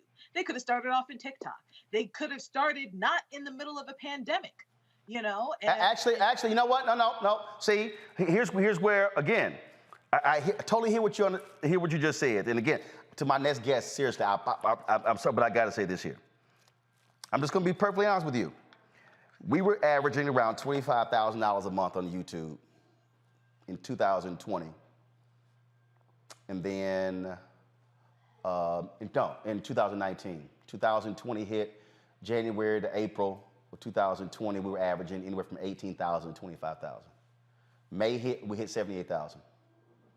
June hit, we hit 85,000. July hit, we hit 88,000. August hit, we hit 95,000. 90,000 in September, 90,000 in October, 95,000 in November, 103,000 in December. That was during COVID. I had cut my staff by 20%. I cut my salary by 75% on April 4th. 2020. I restored 10% of the staff salary in July. I restored the second 10% in August. During COVID, our numbers exploded. But again, and I did not lay off one person, but it was managing your expectations and managing your expenses that allowed me to restore everybody's salary 3 months later and allow us to be able to thrive. And the success financially in 2020 paved the way for us to do $3 million in revenue in 2021. 2021, after the election, our numbers went down on YouTube, but our CPM went up because our time spent watching went up. So just so people understand, and again, we understand when I call this a deconstruction and masterclass, some of y'all need to understand, because see, all my haters out there, I had to smack them with this here. In 2021, we did 93 million views on YouTube. 92.4 million, 13,677,000 watch hours, 1.27 billion impressions reach, views from the impressions, 56.6 million. On Facebook, we have 313 million video views, 163 second views, 166.9 minute views. We reached 58.5 million people. Again, you have to manage your expectations, and where you want to be year 5, you can't do it in year 1. You got to wait for year 5. Final comment, Kelly, then I'm going to Matt, and then I go to break, then I'm going to my guest. Thank you for being patient. Go ahead. No, I absolutely agree with you there. What I'm saying is, in your case, what you did was not trying to get on a cable news lineup. You know what I'm saying? So, like, what if they had done what you did in regards to a YouTube streaming format, then again, like I said, maybe the outcome would have been different and a lot more positive than it is now. Yep. When I say like start in the middle of a pandemic, they started in the middle of a pandemic when it was oversaturated in the cable space already. Yeah. So that was my point. But it should have been, if they had gone digital, it would have worked. Matt? Exactly. Matt? I don't know much about media, and I think you've covered, and Kelly and Michael have covered it more than sufficiently. All I'll say is that I hope that this has an opportunity, rather, for the Black Star Network to expand even further, because a number of the people who were on the Black News channel were great personalities and continue to give stories to our people. So I'm hoping that you, being an astute businessman, can find a way to include some of those people in your network, which is doing a very necessary service of keeping our community abreast of what's going on. Well, this is very simple, folks, and I'm just going to tell you right now, when I ask y'all to stand with us on this is important. Here's the reality. If the federal government is spending $1 billion a year on advertising, if Black-owned media gets 10% of that $1 billion, that's $100 billion. If we get 2% of that 10%, $100 million, it comes out to be $2 million. Now, you got some people out there who are saying, oh, there you go, get money from the federal government. Yeah, white media get money from the federal government on advertising. Why in the hell shouldn't we? Plus, it's taxpayer money, you simpletons. So yes, and if it's $322 billion that's being spent every year on advertising, Black-owned media should be getting 10% of $322 billion. How much is that? That is $32.2 billion. Do y'all understand that? That's $32.2 billion that Black-owned media would be getting. If we got 2% of the $32.2 billion, guess what? We could actually have a newsroom of 250 people that Black News Channel had, and will be in the black. That's why you have to understand, when I'm breaking this thing down to you, I need all of y'all standing with me and letting every company and ad agency know you better do right by Black-owned media, or we're gonna stop buying y'all products. Y'all, this is how we succeed. So don't sit here and cry today about Black News Channel not existing. It's a little hard to exist when you're not getting the money. And in the words of Frank Lucas in American Gangster, played by Denzel, I'm gonna get that money. Support Black Star Network. Download the app, Apple phone, Android phone, Apple TV, Roku TV, Amazon Fire, Xbox One, Samsung Smart TV. Y'all, we at about 34,000. We need to hit 100,000 downloads, because when I go to advertisers, that's also money. We got to get you to do the downloads. Also, support our Bring the Funk fan club. Y'all have heard me say this before. If 20,000 of our fans contribute on average $50 each, that's $4.19 a month, 13 cents a day. That's $1 million we will raise to be able to pay our staff, to add staff. I have literally 8 people waiting to be hired right now. We just launched 4 new shows in February on the Black Star Network. I got 4 new shows in development. I gotta hire more staff. You wanna send your check or money order, P.O. Box 57196, Washington, D.C. 20037. I ain't got a billionaire giving me $50 million, but I guarantee you, if I had that $50 million, oh, shit. Cash App, $RM Unfiltered. PayPal is R Martin Unfiltered. Venmo is RM Unfiltered. Zelle, Roland at RolandSMartin.com. Roland at RolandMartinUnfiltered.com. And just understand, I'm a 1987 graduate of Jack Yates High School, Madden School of Communications. This is what I went to school for. It's all I've done for 40 years. So don't act like I don't know what I'm talking about. Coming up, remember the story out of Orlando? Baby was injured when the father fired a warning shot when the cops busted in. They dropped the charges, but there's still some drama. We'll discuss that next, right here. Roland Martin Unfiltered, on the Black Star Network, Black owned and in the black.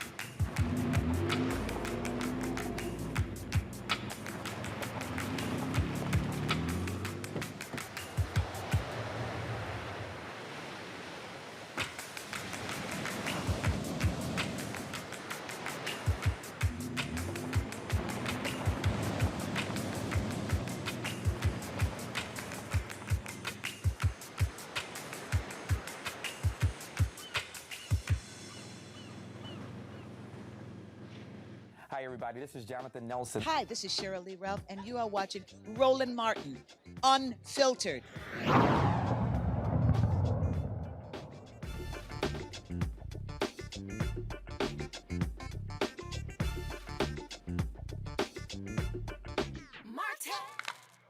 Okay. All right, folks. Last month, we told you about the story of a Florida father facing attempted murder charges for shooting at police officers during a late-night attempt to execute a search warrant. The good news, the state dropped all charges against Corey Marino Jr. this week, but his lawyers are still seeking justice for one-year-old Silent, who was injured in police custody. The police and his brother give different accounts of how the child was hurt. Joining us to update the case is Corey Marino Jr. from Florida and his attorney, James A. Bryant from Los Angeles. Gentlemen, glad to have both of you here. First and foremost, Corey, you got to feel good. They dropped the charges, thank goodness. Yes, sir. Yes, sir. I mean, you were sitting. I mean, look, you're lawful gun owner. You're in your house. You don't know who the hell's busting in your doors. Right. Yes, sir. So, hey, I'm just happy that they dropped all charges, and I'm just really blessed. But let's talk about when it comes to your son. So exactly what's going on there. And first of all, let people know again what happened so folks understand how your son was injured and what is his condition today. Okay, so it was about 4-something in the morning. Police did a search warrant. I heard a bang at my door. I jumped up, grabbed my firearm. By the time I got midway in the hallway, I heard another bang and my door swung open. It was pitch black out the door. I fired a shot at the door. And once I heard it was the police department, I lowered my firearm. I was screaming that my gun is down, my gun is down. I walked outside, I put my hands up, and I got on the ground, and I was arrested after that. I don't have the specific details on what happened with my kids because I wasn't on the scene, and I didn't get any information on that. Their mom got all the information about that. James, tell us about that. What happened was, while Kylan and Kayon, the two children, were taken into custody by the officers, while both of the children were sitting in the back of the vehicle with one of the officers, another officer opens the door, and as he does that, he drops Kylan directly on his head, and it hits the cement. And he suffers some serious head injuries as a result of that fall. So, and he suffered that, and he's still having issues? Absolutely. As we kind of described before, he was a little over 1 year of age at that time. And so he's dealing with still odd behavioral issues. He was walking prior. He's no longer walking anymore. He has been seeking some treatment with a neurologist, and we believe that he may have unfortunately suffered a traumatic brain injury as a result. We're crossing our fingers to hopefully, figure out if this is something that will be something he can overcome.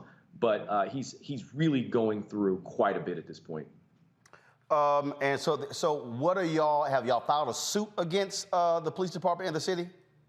Yeah, so we just completed the claim that we have to submit for the city. We're going to submit that to the city of Pensacola this Monday, and we're also looking at, beyond just state tort charges, we're looking at a federal 1983 civil rights violation for failure to render aid for Kylan when he was injured during this situation.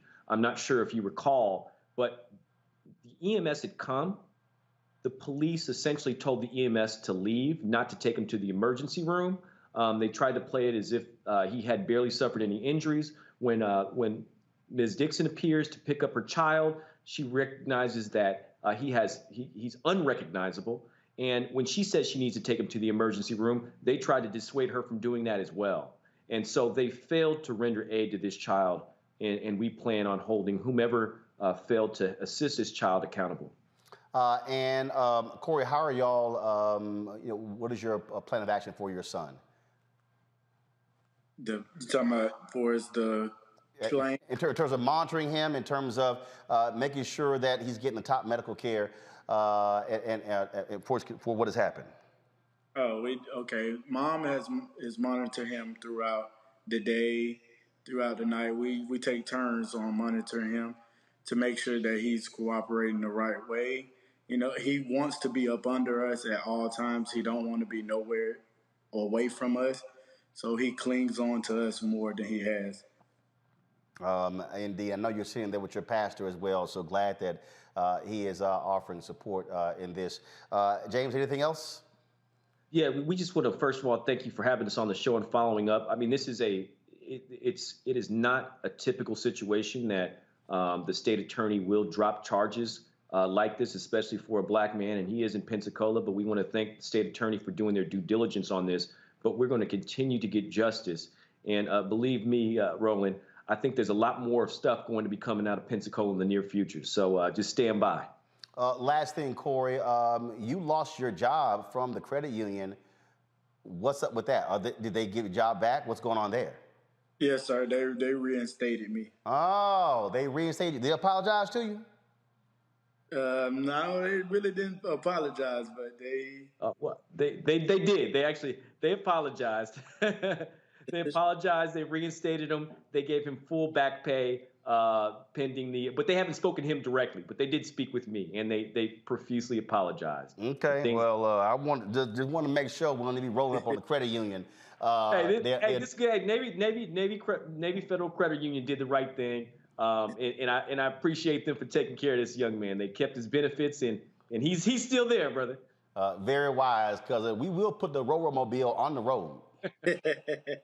Gentlemen, I appreciate it. Thank you so very much, and we'll be praying for your son.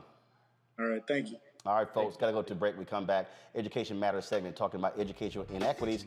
You're watching Roland Martin Unfiltered right here on the Black Star Network. Now, did you ever want to do a soap opera? I did it before, Another World. I did it years ago.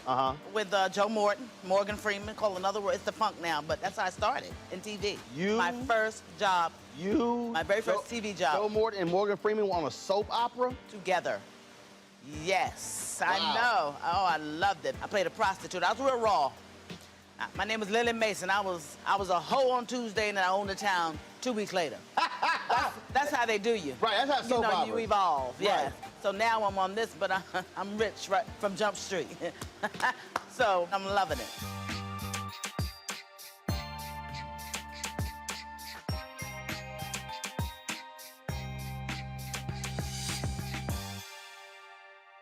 Don't you think it's time to get wealthy? I'm Deborah Owens, America's Wealth Coach, and my new show on the Black Star Network focuses on the things your financial advisor or bank isn't telling you. So watch Get Wealthy on the Black Star Network. Black Star Network is here. Oh, no punches! I'm real revolutionary right now. Support this man, Black Media. He makes sure that our stories are told. Thank you for being the voice of Black America, Roland. Hey, Black, I love y'all. All momentum we have now, we have to keep this going. The video looks phenomenal. See, there's a difference between Black Star Network and Black-owned media and something like CNN. You can't be Black-owned media and be scared. It's time to be smart. Bring your eyeballs home. You dig?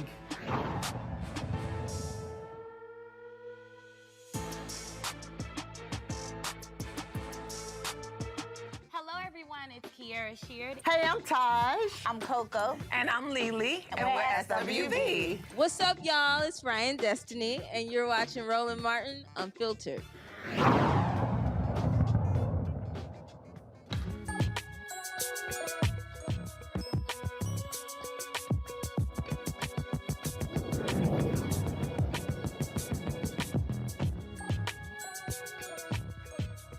Black teachers account for less than 10% of the teaching workforce. Studies have shown that black students excel and are more likely to graduate when educated by black teachers. Joining us now in this School Choice is the Black Choice Education Matters segment is the Center for Black Educator Development. They are closing the educational inequity gap by training and recruiting diverse teachers. They also mentor youth and those interested and have a career in teaching. Sharif El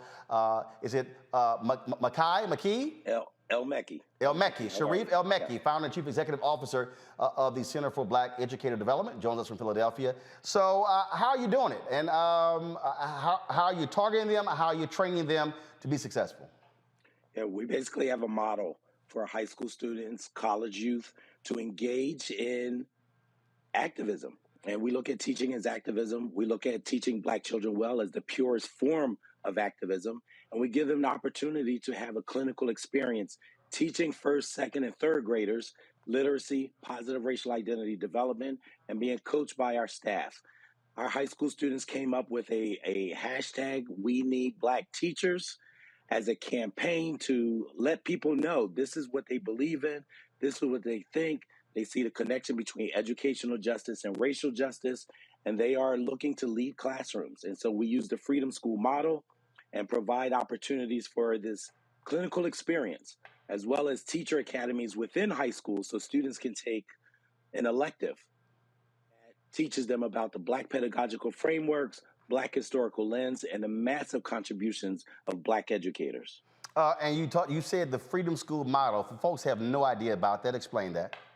So the Freedom School model, the Freedom School is based on the SNCC movement, Student Nonviolent Coordinating Committee. Charlie Cobb wrote a letter to the leadership of SNCC and said, hey, while we are getting parents and grandparents registered to vote, what about their children and grandchildren? He saw the racism that was inherent in these Mississippi schools. And as part of the Freedom Summer, they started Freedom Schools. Marion Wright Edelman and the Children's Defense Fund built on that model in the 90s, Philadelphia Freedom Schools. And we're using that same model, we make it a teacher apprenticeship program where students, Black high school and college youth, participate in paid apprenticeships to teach and learn about teaching, to learn about the Black pedagogical framework and the Black historical lens. And we coach them, we mentor them. And last year we had 99 Black teacher apprentices across 14 states. We have an in-person as well as a virtual model.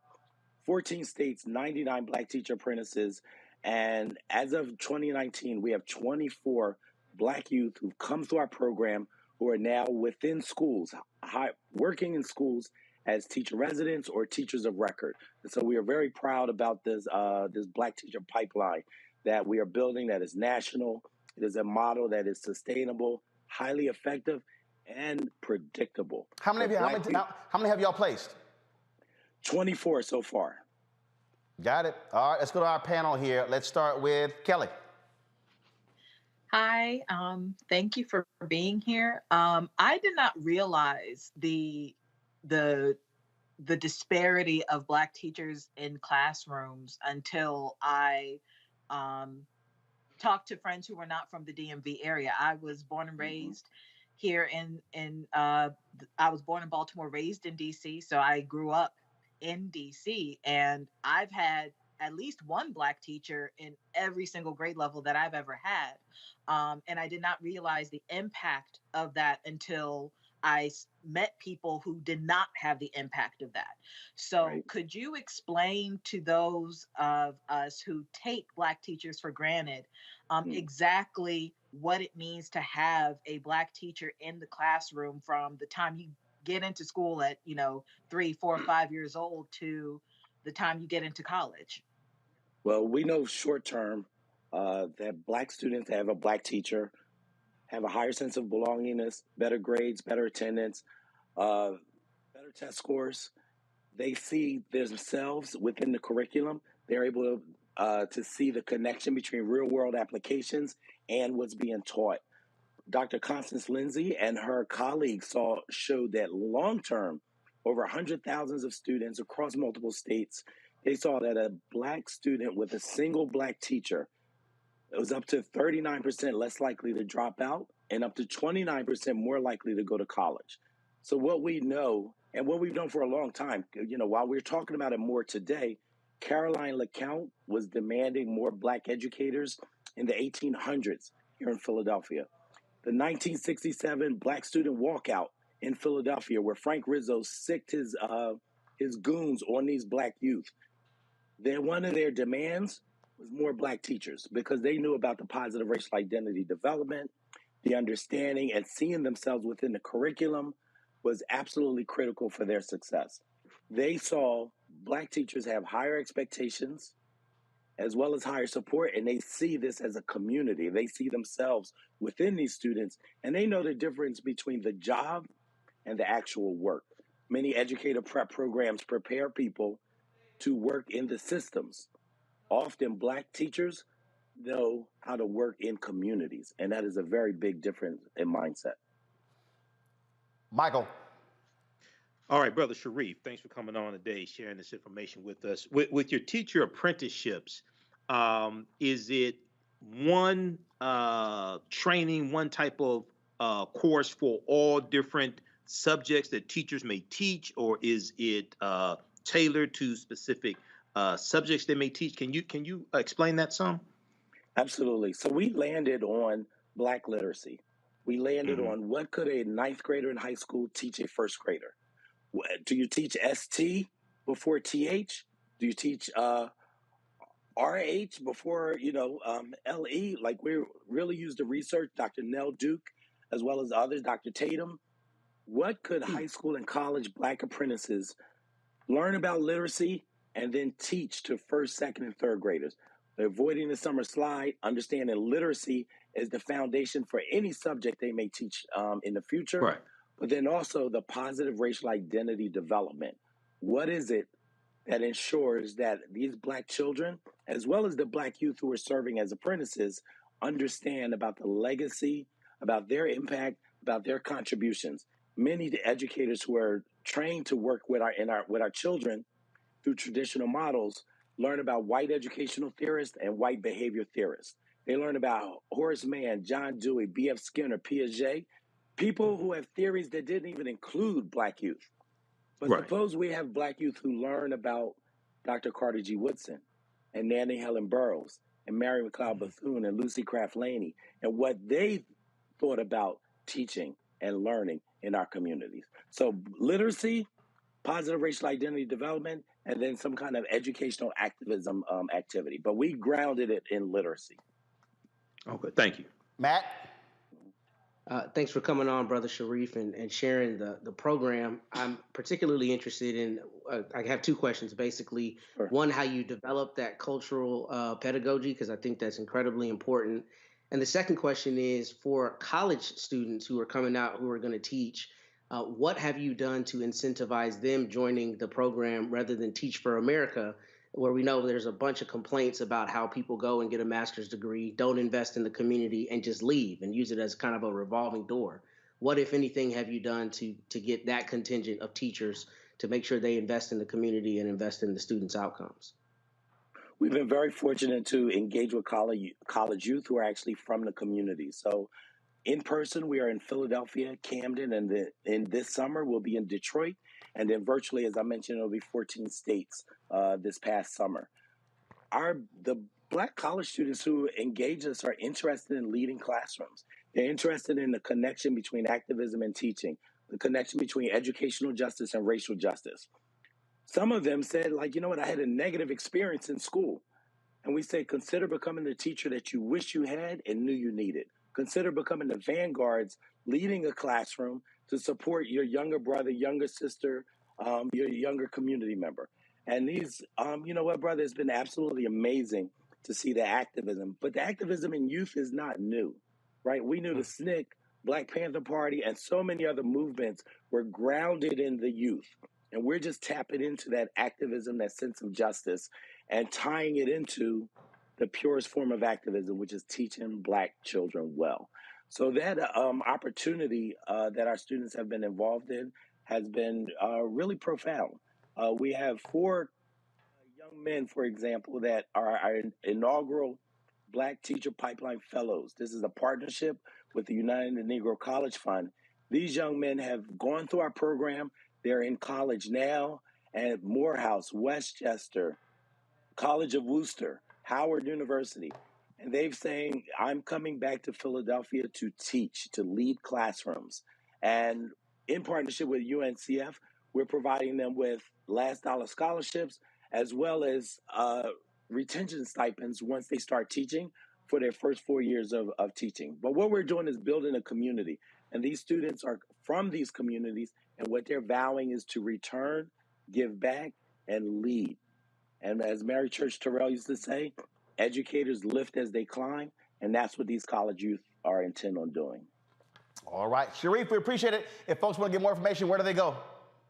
www.thecenterblacked.org, and we're on all the social media platforms. #WeNeedBlackTeachers. All right, then. And we do need black teachers. We appreciate it. Thank you so very much. All right, folks.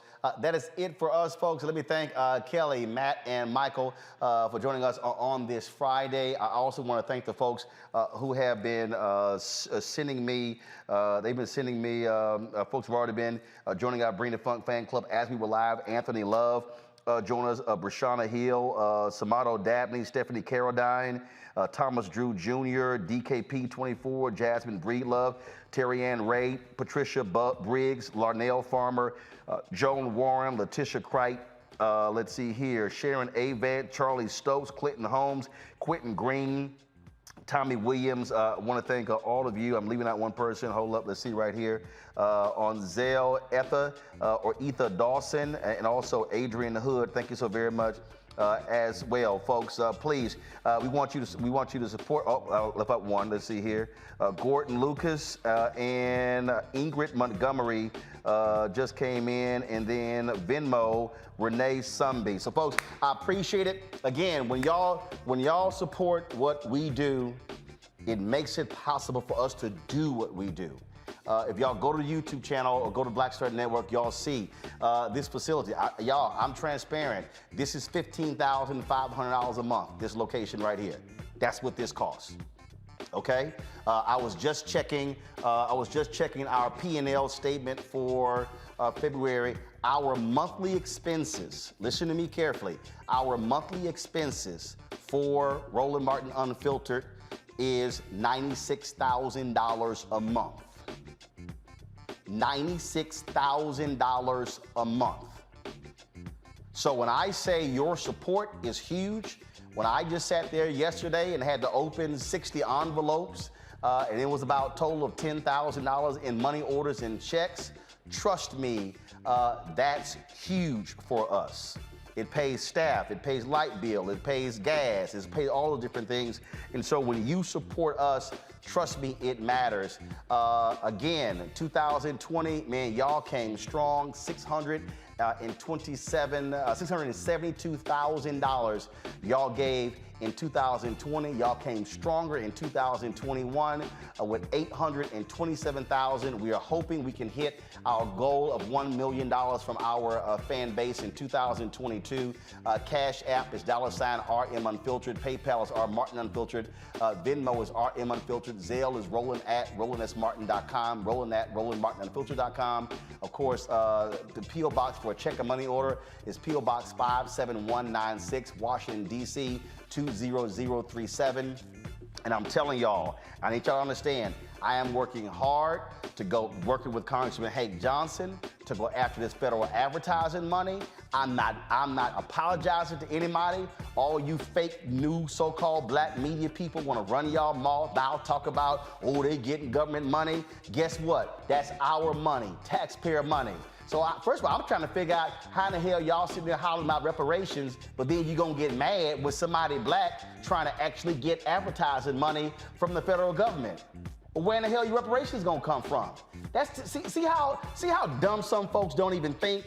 So when we're fighting for black-owned companies to get federal contracts, that's taxpayer dollar. Billions of dollars. Do y'all understand the federal government is going to spend $660 billion on infrastructure as a result of the infrastructure bill that was passed? Why in the hell shouldn't black-owned companies get a portion of that $660 billion? Some of y'all are stuck on stupid when it comes to understanding the business. That's why I don't even listen to some of y'all when y'all run y'all mouth. But I'm telling y'all right now, you need to understand what we're trying to do, what we're trying to build, how we're trying to go, and those dollars are important. And so when we call companies out, we need y'all to stand with us because we got to be able to build and grow this thing in a serious and unique way. Folks, I appreciate it. We scroll all those people who have already given. Please, you want your name on that list? Please contribute. Guys, I'm going to see y'all on Monday. Ho!